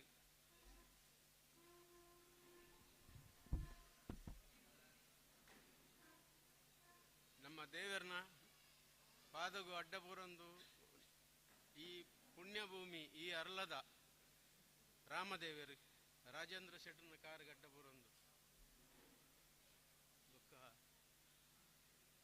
ರಾಮದೇವರನ ಬಗ್ಗೆ ಬನಿಯರೆ ರಾಮದೇವರನ ಬಗ್ಗೆ ನಮ್ಮ ಓಂ ಜನಹಿತಾಯ ಶಾಲೆದ ಮುಕ್ತೇಶ್ವರರು ಅಂಚನೆ ಮಾಸ್ಟರ್ ಮಸ್ತ್ ನಂಗೆ ತೆರಿಪಾದು ಕೊರಿಯರು ಅಂಚನೆ ನಮ್ಮ ದೇವರನ ಅರ್ಚಕರು ರಾಜಗೋಪಾಲ ಭಟ್ರು ನಮ್ಮೊಟ್ಟಿಗೆ ಒಳ್ಳೆಯರು ಆರ್ನಲ್ಲಿ ಆಶೀರ್ವಾದದ ತಂದು ರಾಮದೇವರನ ಬಗ್ಗೆ ಸಾವಿರ ಹೆಡೆತ ಶೇಷಗಲ ಸಾಧ್ಯ ನಂಗೆ ನಮ್ಮ ಅರ್ಲದ ಕೊಲು ಅಂಚನೆ ಈ ಭರತ ಖಂಡದ ಪ್ರತಿ ಒಂಜಿ ಹಿಂದೂ ಧರ್ಮೀಯರ್ಲ ಇನಿತ ಈ ಪುಣ್ಯ ದಿನನು ನಮ್ಮ ಆಚರಣೆ ಮಲ್ಪಡಾಯ್ನ ಪ್ರತಿ ಒಂಜಿ 22ನೇ ತಾರೀಕನು ನಮ್ಮ ಸದಾ ನೆನಪುದೀದು ನಮ್ಮ ಆತ್ಮಡು ಏಪಾಲ ಉಪ್ಪು ಲೆಕ್ಕ ಅಂಚನೆ ಈ ದಿನದ ಒಂಜಿ ದಿನನು ನಮ್ಮ ರಾಮದೇವರಿಗೆ ಬೋಡಾದು ಈ 22ನೇ ತಾರೀಕದ ದಿನೊಂಜಿ ನಮ್ಮ ಆರ್ನ ರಾಮ ಭಜನೆ ನಮ್ಮ ಗ್ರಾಮಡು ಮಾತೆರ್ಲ ಮಲ್ಪಡು ತಾಯಿಕೆಂಡ ನಮ್ಮ ಜನ್ಮ ಸಾರ್ಥಕ ಇನಿಕ್ ನಮ್ಮ ಹಿರಿಯಾಕುಲು ಎತೋ ಜನ ಈ ರಾಮ ಮಂದಿರಗು ಬೋಡಾದು ತೆರಿನಕುಲು ಪನ್ಪೆರು 3 ಲಕ್ಷ ಜನ ಈ ರಾಮ ಮಂದಿರಗು ಬೋಡಾದ ಪ್ರಾಣ ಕೊಡ್ತಿರು ಇನಿ ಅಕಲ್ನ ಆತ್ಮಗು ಸದ್ಗತಿ ತಿಕ್ಕಾಡು ಇನ್ನು ತಿಕ್ಕಂಡು ಬಂಡದು ಯಾನು ಆ ಕರಿದು ಪೋಯಿನ ಆ ಆತ್ಮಲೆಡ ಯಾನು ನಟೊಂದುಲ್ಲೆ ಅಂಚನೆ ಎಂಕಲ್ನ ಯಾನ್ಲ ಜಗದೀಶ್ ಆಳ್ವೇರ್ಲ ನಿಕಲ್ನ ಪ್ರತಿನಿಧಿ ಆದ ರಡ್ಡು ಸರ್ತಿ ಪ್ರತಿಯೊಂಜಿ ಹಿಂದುಲ್ನ ಇಲ್ಲಡೆಲ ಆ ಶಿಲೆನು ತುಂಬೊಂದು ವೈದ ನಿಕುಲು ಪೂಜೆ ಮಲ್ತದಾರು ಒಂಜಿ ತರೆಕ್ 1.25 ರೂಪಾಯಿದ ಲೆಕ್ಕ ನಿಕುಲು ಮಾತೆರ್ಲು ಕೊಡ್ತಾರೆ ನಿಕಲ್ನ ಆ ದುಡ್ಡು ಇನಿ ಸಾರ್ಥಕ ಅಂಡು ಎಂಕುಲು ಪೋನಗ ನಿಕಲ್ನ ಕಾರ್ಪತದ ಪಂತ ಎಂಕುಲು ಪೋದುವರ್ ಪಂದ್ ದಾದನ ಎಂಕ್ಲೆಗೆ ಕೋಪಿನ ಆ ಪುಣ್ಯಭೂಮಿನ ಆ ಜಾಗನ ಎತ್ತು ನಂಚಿನ ಭಾಗ್ಯ ಬತಿಜಿ ಅಂಚ ಎಂಕ್ಲೇನು ಜೈಲು ಬರೋ ಕರ ಸೇವೆ ಪೋದು ಕಾರ್ ಸೇವೆ ಮಲ್ತ ಕಾರ್ ಸೇವೆ ಪೋಯಿನ ಎಂಕ್ಲೇನು ಜೈಲ್ಡ್ ಪಾಡ್ದು ಒಂಜಿ 12 ದಿನ ಉಲ ಇನ್ ಮಲ್ತೇರು ಐದಕ್ಕ ಕೊನೊಂದು ಗೋಳಿ 2 ಬುಡಿಯರು ಅಲ್ತಿರದು ಮೆಡ್ರಾಸಿಗೆ ಬರ್ತದು ಎಂಚಾಣ್ಲ ಊರಿಗೆ ಎತ್ತಿ ಅಂಕಲು ಆಂಡಲ ನಮ್ಮ ಗ್ರಾಮದ ಎಂಕುಲು ಪೋನಗ ನಿಕಲ ಪ್ರತಿ ಇಲ್ಲಲ್ಲ ಪಂತ ರಾಮ ಶಿಲೆನು ರಾಮ ಜ್ಯೋತಿನ 11 ಬನ್ನಗ ಪಂತ ನಿಕಲೆ ಪ್ರಸಾದ ಗಣಪನ್ ಇನಿ ಪ್ರಸಾದನು ರಾಮದೇವರೇ ನಿಕಲ್ನ ಇಲ್ಲಡೆ ಎತ್ತೇರು ಆ ಒಂಜಿ ದಾದನ ನಮ್ಮ ಪುಣ್ಯವಂತರು ದಾದನ ಒಂಜಿ ಋಣಾನು ಬಂದ ಅಯೋಧ್ಯಡು ಎತೋ ಕಿಂಟಾಲು ಅರಿ ಮಂತ್ರಾಕ್ಷತೆ ಮಲ್ತದು ದೇವರನ್ನ ಎದುರುಡು ಜಪ ಮಲ್ತದು ಅಯ್ಯನು ನಮ್ಮ ಇಲ್ಲಿ ಇಲ್ಲಡೆಲ್ಲ ರಾಮದೇವರು ಎತ್ತ ಇರಂದು ಪಂಪಿನಿಗೆ ದಾಲ ಸಂಶಯ ಹೆಜ್ಜಿ ರಾಮನ ಸೇವಕರಾದ ನಮ್ಮ ರಾಷ್ಟ್ರೀಯ ಸ್ವಯಂ ಸೇವಕ ಸಂಘದ ಕಾರ್ಯಕರ್ತರು ಮಾತೆರ್ಲ ಆ ಒಂಜಿ ಕಾರ್ಯವನ್ನು ಎತ್ತಯರು ಈ ಕಾರ್ಯೋಡು ನನಲ ಇಂಚಿನ ಪುಣ್ಯದ ಬೇಲೆಡು ನಿಕುಲು ದುಂಬು ಪೋಲೆ ನಮ್ಮ ಹಿರಿಯಾಕುಲು ಮೂಲು ಆ ಒಂಜಿ ಶಾಖೆನು ಆಡಳಿತದ ಅಂಕರಡು ಮಲ್ಪೆರೆ ಬುಡಂದೆ ಸುದೆತ್ತ ನಡುಟ್ಟು ಶಾಖೆ ಮಲ್ತೊಂದು ನಮ್ಮ ಹಿರಿಯಾಕಲು ಎಕಡೆ ನಮ್ಮ ಮೇರು ಬಾಬ್ಸೇಕೇರ್ ಪನ್ಲೇಖನೆ ಒಂಜಿ ಪ್ರತಿನಿಧಿ ಅರೆಗೊಂಜಿ ಪುದರ್ಲ ಬೈದನು ಸಾಕ್ಯದ ಶೇಖೇರ್ ಅಂಚ ಆರ್ನ ಶಿಷ್ಯರು ಲೀಲಾಧರೆ ಅವಾರ್ಡ್ ಇತ್ತೆ ನಡಪೊಂದು ಪೋಪಿನ ಅರುಣೆ ಅವಾರ್ಡ್ ಈ ಕಾರ್ಯವನ್ನು ದುಂಬುಕೊನೊಲೆ ನಿಕ್ಲಿಗೆ ಫಲಿತಾಂಶ ಭಾರಿ ಪಿರತಿಕ್ಕಂಡ್ಲ ಮಲ್ಲೆಜ್ಜಿ ಈ ಪುಣ್ಯದ ಬೇಲೆ ಆ ಒಂಜಿ ಆ ಪುಣ್ಯ ಸಂಪಾದನೆ ನಿಖಲ್ನ ಮಾತಿರ್ನಲ್ಲ ತರೆಟುಪ್ಪಾಡು ನಮ್ಮ ಈ ಉಳ್ಳಾಲ್ದಿನ ಜಾಗಡು ನಮ್ಮ ಎನ್ನ ಬುದ್ಧಿಡು ಎಂಚ ಇತ್ತನು ಎಂಚ ಆಂಡನ್ ಪನ್ಪಿನಕ್ಕೆ ಅವು ಯಾನೇ ಸಾಕ್ಷಿ ದಯಪಂಡ ಮುಲ್ಪ ಅಂಗನೋಡು ಕಜಾವ್ ಬೇಜೊಂದು ಅಂಗನ ಅಡಿತೊಂದಿತ್ತಿನ ಅಂಚಿನವಲಿ ನೀ ಒಂಜಿ ಕಜಾವ್ ಬೂರಂದೆಲಕಂತಿನ ಒಂಜಿ ಭವ್ಯ ಮಂದಿರನು ನಮ್ಮ ತುಯ್ಯ ಈ ಅರ್ಲದಕ್ಕಲ್ನ ಸಾಧನೆರ್ದವರ ಜಗದೀಶ್ ಆಳ್ವರ್ನ ಮುಂದಾಳೋಗ್ತಾಡ ಅಂಚ ನಮ್ಮ ಪುಣ್ಯಾತ್ಮ್ಯರು ಐತ ಒಟ್ಟಿಗೆ ರಾಮದೇವರನ ಪ್ರಸಾದ ನಮ್ಮ ಇಲ್ಲಡೆ ಬತ್ತನು ಇನಿ ಮಾತಿರ್ಲ ನಮ್ಮ ಅರ್ಲದ ಹಿಂದುಲು ಪ್ರತಿ ಒರಿಲ ನಮ್ಮ ಹಿಂದೂ ಧರ್ಮ ರಕ್ಷಣೆಗೆ ಬೋಡಾದು ಏರು ಈ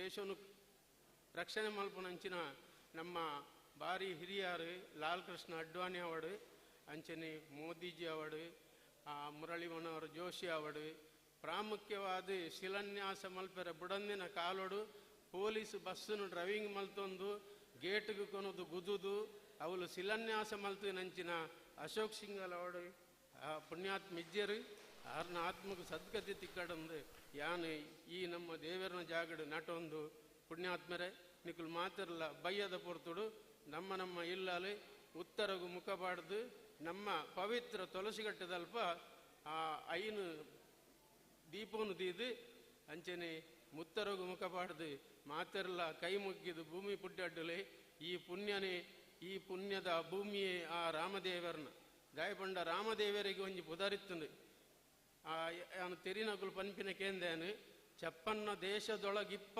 ರಾಜರ ಕೈಯ ಕಪ್ಪವ ಕೊಂಬ ಶ್ರೀರಾಮಗೆಂದು ಆ ರಾಮದೇವರನ ತ್ರೇತಾಯುಗೊಟ್ಟು 50 ದೇಶ ಇತ್ತಂಡಿಗೆ ಇತ್ತ 200 ಜಿಲ್ಲರ ದೇಶಲು ಪುರಾತನು ಅಪ್ಪಗ 50 ದೇಶದ ರಾಜಧಾನಿ ಆದ ಅಯೋಧ್ಯೆ ಇತ್ತನಿಗೆ ಈ ಒಂಜಿ ಆ ರಾಮದೇವರನ ಪುಣ್ಯ ಈ ಒಂಜಿ ಚರಿತ್ರೆನು ಕೇಂದು ಓದುದು ನಮ್ಮ ಬಾಯ್ಡು ಪಂಡುದು ನಮ್ಮ ಜನ್ಮನು ಸಾರ್ಥಕ ಮಲ್ಪುಗ ಎಂಕ್ಲೆಗೆ ನಿಕುಲು ಮಾತಿರಲ ಆಶೀರ್ವಾದ ಮಲ್ಪೋಡು ಬಂಡುದು ನಿಕುಳಕ್ಕೇನೊಂದು ಎನ್ನ 2 ಪಾತ್ರ ಅಂತವೆ. ಜೈ ಶ್ರೀರಾಮ್.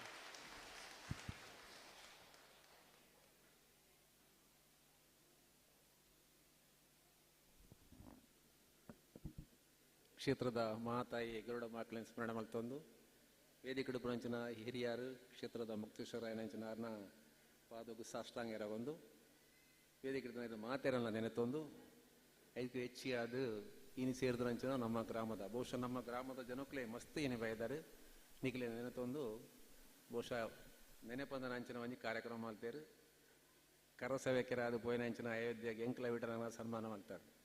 ಈ ಸಂದರ್ಭ ಹೆಚ್ಚಿಗೆ ಪಯತೆರೆ ಬಯಸೂಜಿ ದಯಪಣ್ಣಂದಂಡ ದುಮ್ಮಂಜಿ ಸರ್ತಿ ಮೂಲು ಕೆಸರುಗಲ್ಲು ಪಾಡ್ನಾಗ ಪಗಲ ಒಂಜಿ ಕಾರ್ಯಕ್ರಮ ಬಂದಿತ್ತು ಪಂಡಿತ ದಾಯ ಗೆಲ್ಗೆಲ್ಗೆ ಮಲ್ಪುನಿ ಅಂದು ಪಂಡದು ದಯಪಂಡ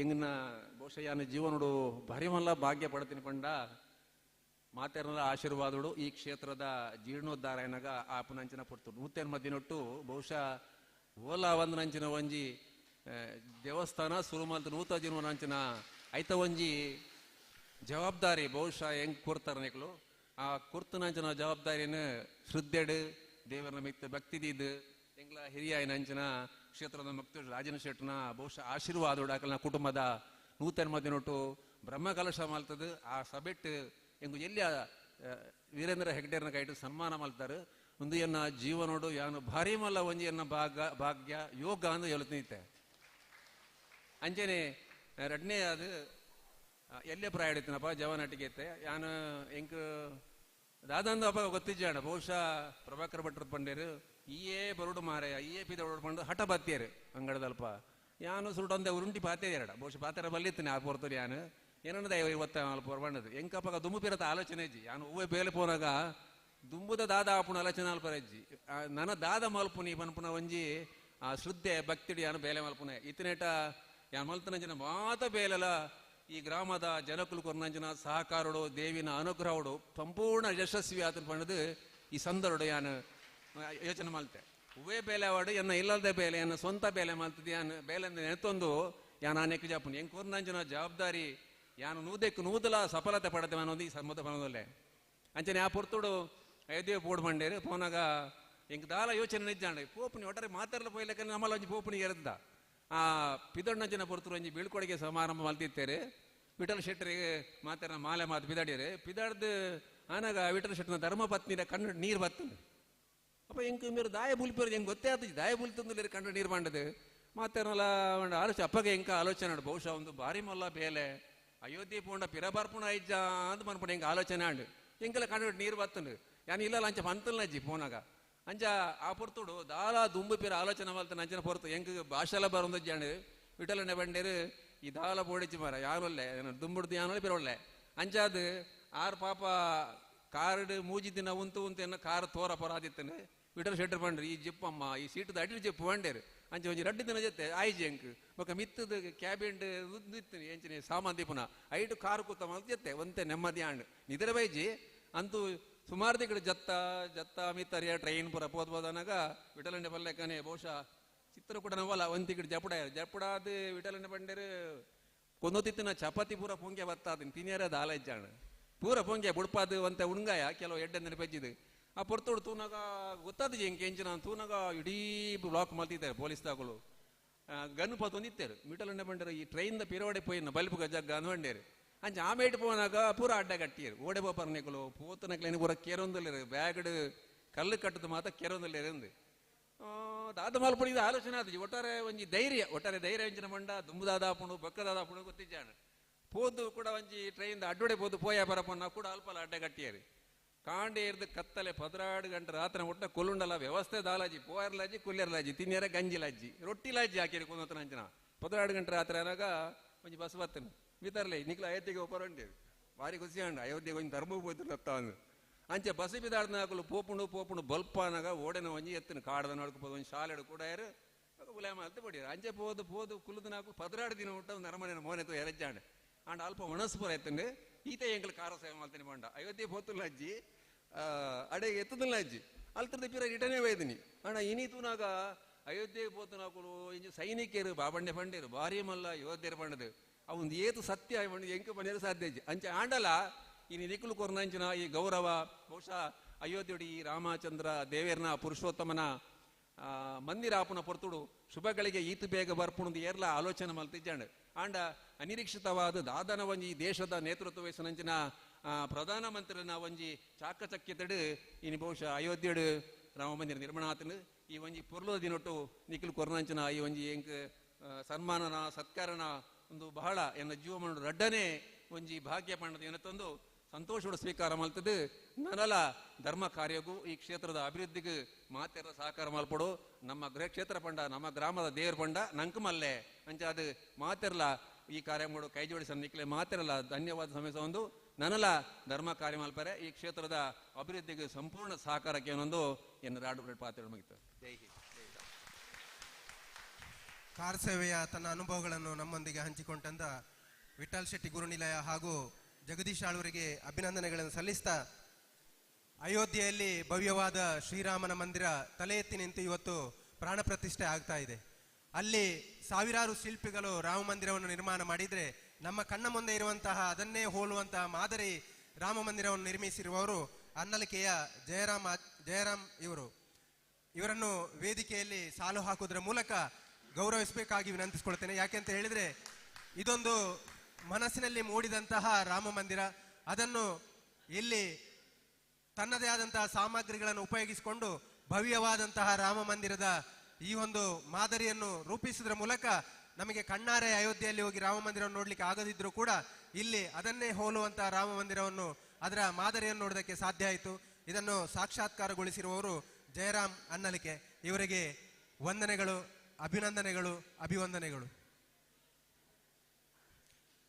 ಹಾಗೆಯೇ ಇವತ್ತಿನ ಕಾರ್ಯಕ್ರಮ ಬಹಳಷ್ಟು ಯಶಸ್ವಿಯಾಗಿ ನಡೀತಾ ಇದೆ. ಯೂಟ್ಯೂಬ್ ಚಾನೆಲ್ ಮೂಲಕ ಇದನ್ನು ವಿಸ್ತಾರವಾಗಿ ಪ್ರಸಾರ ಮಾಡುತ್ತಿರುವವರು ಪುನೀತ್ ಹಾಗೂ ಅವರ ತಂಡ. ಯೂಟ್ಯೂಬ್ ಚಾನೆಲ್ ಮೂಲಕ ಇವತ್ತು ಆ ಒಂದು ಕೆಲಸವನ್ನು ಮಾಡೋದ್ರ ಮೂಲಕ ನಮ್ಮ ಕಾರ್ಯಕ್ರಮವನ್ನು ಇಡೀ ಸಮಾಜಕ್ಕೆ ತೋರಿಸುವಂತಹ ಕೆಲಸವನ್ನು ಮಾಡಿದ್ದಾರೆ ಪುನೀತ್ ಇವರು. ದಯವಿಟ್ಟು ವೇದಿಕೆ ಬಂದು ನಮ್ಮ ಗೌರವವನ್ನು ಸ್ವೀಕರಿಸಬೇಕಾಗಿ ವಿನಂತಿಸಿಕೊಳ್ಳುತ್ತೇನೆ.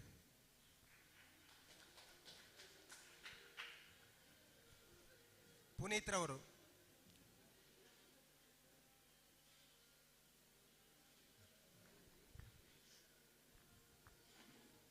ಜಯರಾಮರು ತಮ್ಮ ಅನಿಸಿಕೆಯನ್ನು ಹೇಳುವುದಕ್ಕಿದ್ದಾರೆ.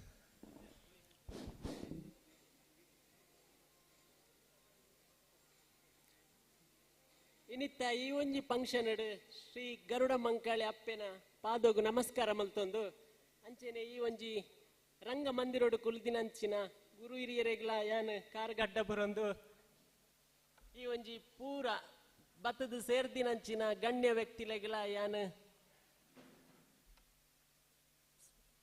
ಕಾರ್ಗಡ್ಡ ಬುರೊಂದು ರಡ್ಡು ಪಾತೆರನು ಪನೊಂದುಲ್ಲೆ ದಾಯ ಪಂಡ ಈ ಒಂಜಿ ಅಯೋಧ್ಯೆ ರಾಮ ಮಂದಿರ ಮಲ್ಪೆರ ಕಾರಣದಾಯ ಪಂಡ ಯಾನ್ ಎನ್ನದಿತ್ತೆ ಈ ಒಂಜಿ ವರ್ಷೋಡು ಶ್ರೀ ಅಯೋಧ್ಯೆ ರಾಮ ಮಂದಿರ ಆಪಿನ ಸಂಕಲ್ಪ ಇತ್ತಿನೆಟ್ಟಾತ್ರ ಅಡೆ ಪೋದು ತೂಪಿನಂಚಿನ ಭಾಗ್ಯ ಹೆಚ್ಚಿನ ಜನಕ್ಲೆಗ್ ತಿಕ್ಕುಜಿ ಅಂಚಾದ ಎನ್ನ ಈ ಒಂಜಿ ಎಲ್ಲಿ ಒಂಜಿ ಕಲಾಕೃತಿ ತೂದಂಡಲ ಜನಕ್ಕಲು ಒಂಜಿ ಮೆಚ್ಚುಗೆ ಪಡೆಯಾಡು ಪಂಡದು ಮಲ್ತಿತ್ತೆ.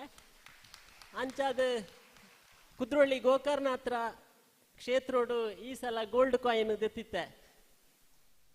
ಈ ಒಂಜಿ ಇನಿತ್ತ ಫಂಕ್ಷನ್ ಒಂಜಿ 10 ಕೋಟಿಗೆ ದಿಯರೆನಡ ಅನುಮತಿ ಮಲ್ತಿತ್ತೇರು ಆಂಡ ಯಾನ್ ನಮ್ಮ ಅಪ್ಪೆನ ಜಾಗಡ್ ಒಂಜಿ 10 ಜನಕ್ಕೆ ತೊಷ್ಪದ ಬೊಕ್ಕ ಕನಪ್ಪೆಂದು ಪಂಡದಿತ್ತೆ. ಅಂಚ ಈ ಒಂಜಿ ಭಾಗ್ಯ ಎಂಕ್ ಗರುಡ ಮಂಕಾಲಿ ಅಪ್ಪೆ ಕೊರ್ದಿತ್ತೇರು ಅರೆಗೆ ಯಾನ್ ಏಪಲ ಚಿರರಣಿ ಆದುಲ್ಲೆ ಬೊಕ್ಕೊಂಜಿ ವಿಷಯದಾದ ಪಂಡ ಈ ಒಂಜಿ ಕಲಾಕೃತಿ ಮಲ್ಪೆರೆ ಪ್ರತಿ ಒಂಜಿ ಜೋಕುಲೆಗ್ಲ ಇಂಟ್ರೆಸ್ಟ್ ಉಪ್ಪು ಅಂಚ ಅದು ಎನ್ನ ಈ ಒಂಜಿ ಅಪ್ಪೆನ ಅನುಗ್ರಹದ ಮಿತ್ತು ಪ್ರತಿ ಒಂಜಿ ಜೋಕುಲೆಗ್ಲ ಯಾನ್ ಎಲ್ಪ್ ಮಲ್ಪೆರೆ ಚಿರರಣಿ ಆದುಲ್ಲೆ ಎನ್ನ ನಂಬರ್ ಐಟ್ ಕೊರ್ದುಲ್ಲೆ ಇಂಟ್ರೆಸ್ಟ್ ಇತ್ತಿನ ಜೋಕುಲು ಏರಂಡಲ ಏನಡ ಪಂಡಿರಂದಂಡೆ ಖಂಡಿತವಾದಲ ಅಕ್ಲೆಗೆ ಏನ್ ಕಲ್ಪರೆ ರೆಡಿ ಆದುಲ್ಲೆ ಪಂಡದು ಎನ್ನ ಈ ಒಂಜಿ ಎಲ್ಲೇ ಒಂಜಿ ಭಾಷಣ ಮುಗಿತೊಂದುಲ್ಲೆ ಗರುಡ ಮಂಕಾಲಿ ಅಪ್ಪೆಗೆ ನಮ್ಮನ್ನ ಮಲ್ತೊಂದುಲ ಶ್ರೀ ರಾಮದೇವರಿಗೆ ವಂದನೆ ಮಲ್ತೊಂದು ಎನ್ನ ಎಲ್ಲೆ ಪಾತಿರನು ಕೊನೆಗೊಳಿಸೊಂದುಲ್ಲೆ. ಜೈ ಭಾರತ.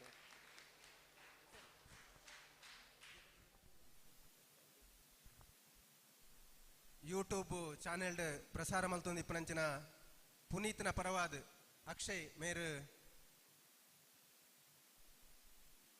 ಆ ಒಂದು ಗೌರವಾರ್ಪಣೆ ಸ್ವೀಕಾರ ಮಲ್ಪಡು ಬಣ್ಣದ ವಿನಂತಿ ಮಲ್ತೋನು.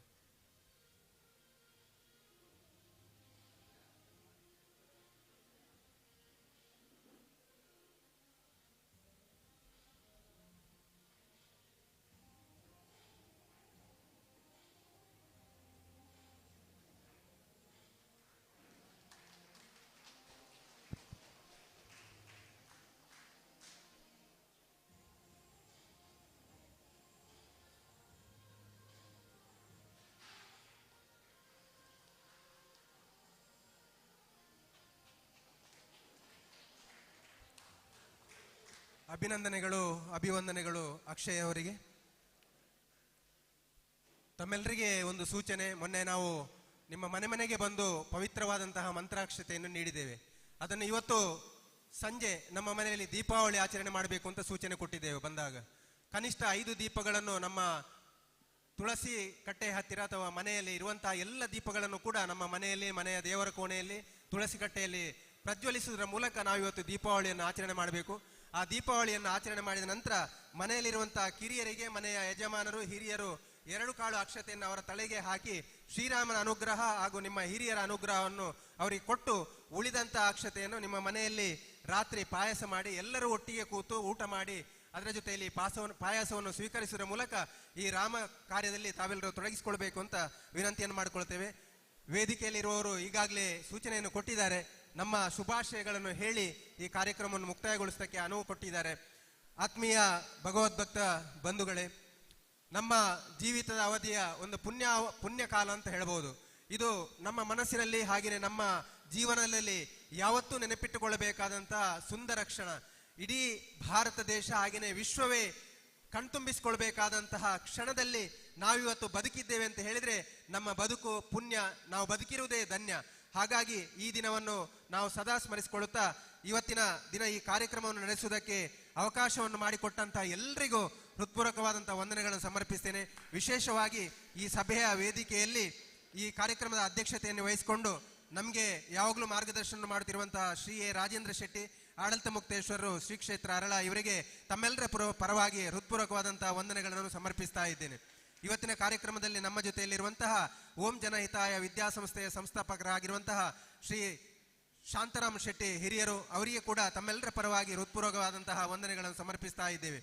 ಇವತ್ತಿನ ಕಾರ್ಯಕ್ರಮದಲ್ಲಿ ನಮ್ಮ ಪ್ರಧಾನ ಅರ್ಚಕರಾಗಿ ನಮಗೆ ಮನಸ ಆಶೀರ್ವಾದವನ್ನು ಮಾಡಿದಂತಹ ಶ್ರೀ ಎ ರಾಜಭಟ್ ಇವರಿಗೆ ಕೂಡ ಹೃತ್ಪೂರ್ವಕವಾದಂತಹ ವಂದನೆಗಳನ್ನು ಅಭಿವಂದನೆಗಳನ್ನು ಸಲ್ಲಿಸ್ತಾ ಇದ್ದೇನೆ.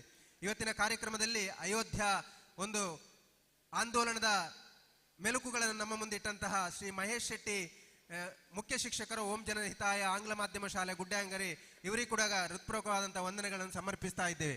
ಇವತ್ತಿನ ಕಾರ್ಯಕ್ರಮವನ್ನು ಯೂಟ್ಯೂಬ್ ಚಾನೆಲ್ ಮೂಲಕ ಇಡೀ ಸಮಾಜಕ್ಕೆ ಪ್ರಸಾರ ಮಾಡಿದಂತಹ ಪುನೀತ್ ಹಾಗೂ ಅವರ ತಂಡದವರಿಗೆ ಹೃತ್ಪೂರ್ವಕವಾದಂತಹ ವಂದನೆಗಳನ್ನು ಸಮರ್ಪಿಸ್ತಾ ಇದ್ದೇವೆ. ಈ ಕಾರ್ಯಕ್ರಮದಲ್ಲಿ ಇವತ್ತು ಕಾರ್ಯಸೇವಕರಾಗಿ ನಮ್ಮ ಒಂದು ಗೌರವಾರ್ಪಣೆಯನ್ನು ಸ್ವೀಕರಿಸಿದಂತಹ ನಮ್ಮೆಲ್ಲರ ಹಿರಿಯರಾಗಿರುವಂತಹ ವಿಠಲ್ ಶೆಟ್ಟಿ ಗುರುನಿಲಯ ಹಾಗೂ ಜಗದೀಶ್ ಆಳ್ವ ಇವರಿಗೂ ಕೂಡ ತಮ್ಮೆಲ್ಲರ ಪರವಾಗಿ ಹೃತ್ಪೂರ್ವಕವಾದಂತಹ ವಂದನೆಗಳನ್ನು ಸಮರ್ಪಿಸ್ತಾ ಇದ್ದೇನೆ. ಇವತ್ತಿನ ಕಾರ್ಯಕ್ರಮದಲ್ಲಿ ಬೆಳಗ್ಗೆಯಿಂದ ಈ ತನಕ ಬೇರೆ ಬೇರೆ ಕಾರ್ಯಕ್ರಮದಲ್ಲಿ ಭಾಗವಹಿಸಿ ಆ ರಾಮ ಕಾರ್ಯದಲ್ಲಿ ತಮ್ಮನ್ನು ತೊಡಗಿಸಿಕೊಂಡಂತಹ ಎಲ್ಲ ಭಗವದ್ಭಕ್ತ ರಾಮಭಕ್ತ ಬಂಧು ಭಗಿನಿಯರಿಗೆ ಒಂದೇ ಮಾತಿನಲ್ಲಿ ಹೃತ್ಪೂರ್ವಕವಾದಂತಹ ವಂದನೆಗಳನ್ನು ಸಮರ್ಪಿಸ್ತಾ ಇದ್ದೇನೆ. ಮುಂದೆ ಈ ಒಂದು ವೇದಿಕೆಯಲ್ಲಿ ಹಾಗೆಯೇ ವೇದಿಕೆಯ ಹೊರಭಾಗದಲ್ಲಿ ಟಿವಿಯ ಮೂಲಕ ನೀವು ಅಯೋಧ್ಯೆಯಲ್ಲಿ ನಡೆಯುವಂತಹ ರಾಮಲಲ್ಲನ ಪ್ರಾಣ ಪ್ರತಿಷ್ಠೆಯ ಕಾರ್ಯಕ್ರಮವನ್ನು ನೇರವಾಗಿ ವೀಕ್ಷಿಸಬಹುದು. ಅಂತಹ ಅವಕಾಶವನ್ನು ಇಲ್ಲಿ ಮಾಡಿಕೊಟ್ಟಿದ್ದಾರೆ ಕಾರ್ಯಕರ್ತರು, ತಾವೆಲ್ಲರೂ ಅದನ್ನು ಉಪಯೋಗಿಸಿಕೊಳ್ಬೇಕು. ಅದರ ಜೊತೆಯಲ್ಲಿ ಬಂದಿರುವಂತಹ ತಮ್ಮೆಲ್ಲರಿಗೆ ಅನ್ನ ಪ್ರಸಾದದ ವಿತರಣೆ ಆಗ್ತದೆ, ಅದನ್ನು ಕೂಡ ಸ್ವೀಕರಿಸಿಕೊಳ್ಬೇಕಾಗಿ ವಿನಂತಿಸಿಕೊಳ್ತಾ ಎಲ್ಲರಿಗೆ ಮತ್ತೊಮ್ಮೆ ವಂದನೆಗಳನ್ನು ಸಮರ್ಪಿಸ್ತಾ ಈ ಕಾರ್ಯಕ್ರಮವನ್ನು ಮುಗಿಸ್ತಾ ಇದ್ದೇವೆ. ಜೈ ಹಿಂದ್, ಜೈ ಶ್ರೀರಾಮ್.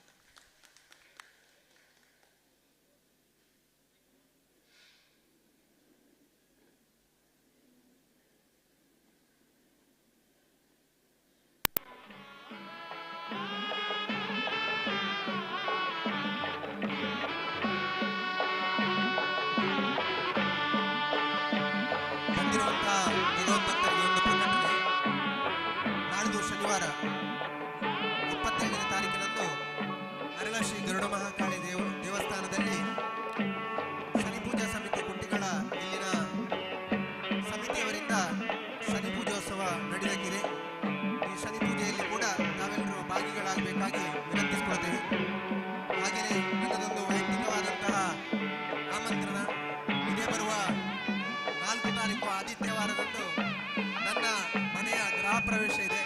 ನಾವೆಲ್ಲರೂ ಆ ದಿನ ನಡೆಯುವಂತಹ ಸತ್ಯನಾರಾಯಣ ಪೂಜೆ ಹಾಗೂ ಗೃಹ ಪ್ರವೇಶ ಕಾರ್ಯಕ್ರಮದಲ್ಲಿ ಬಂದು ನಮ್ಮನ್ನು ಆಶೀರ್ವದಿಸಬೇಕಾಗಿ ನಮ್ಮಲ್ಲಿ ವಿನಂತಿಸಿಕೊಳ್ತಾ ಇದ್ದೇನೆ.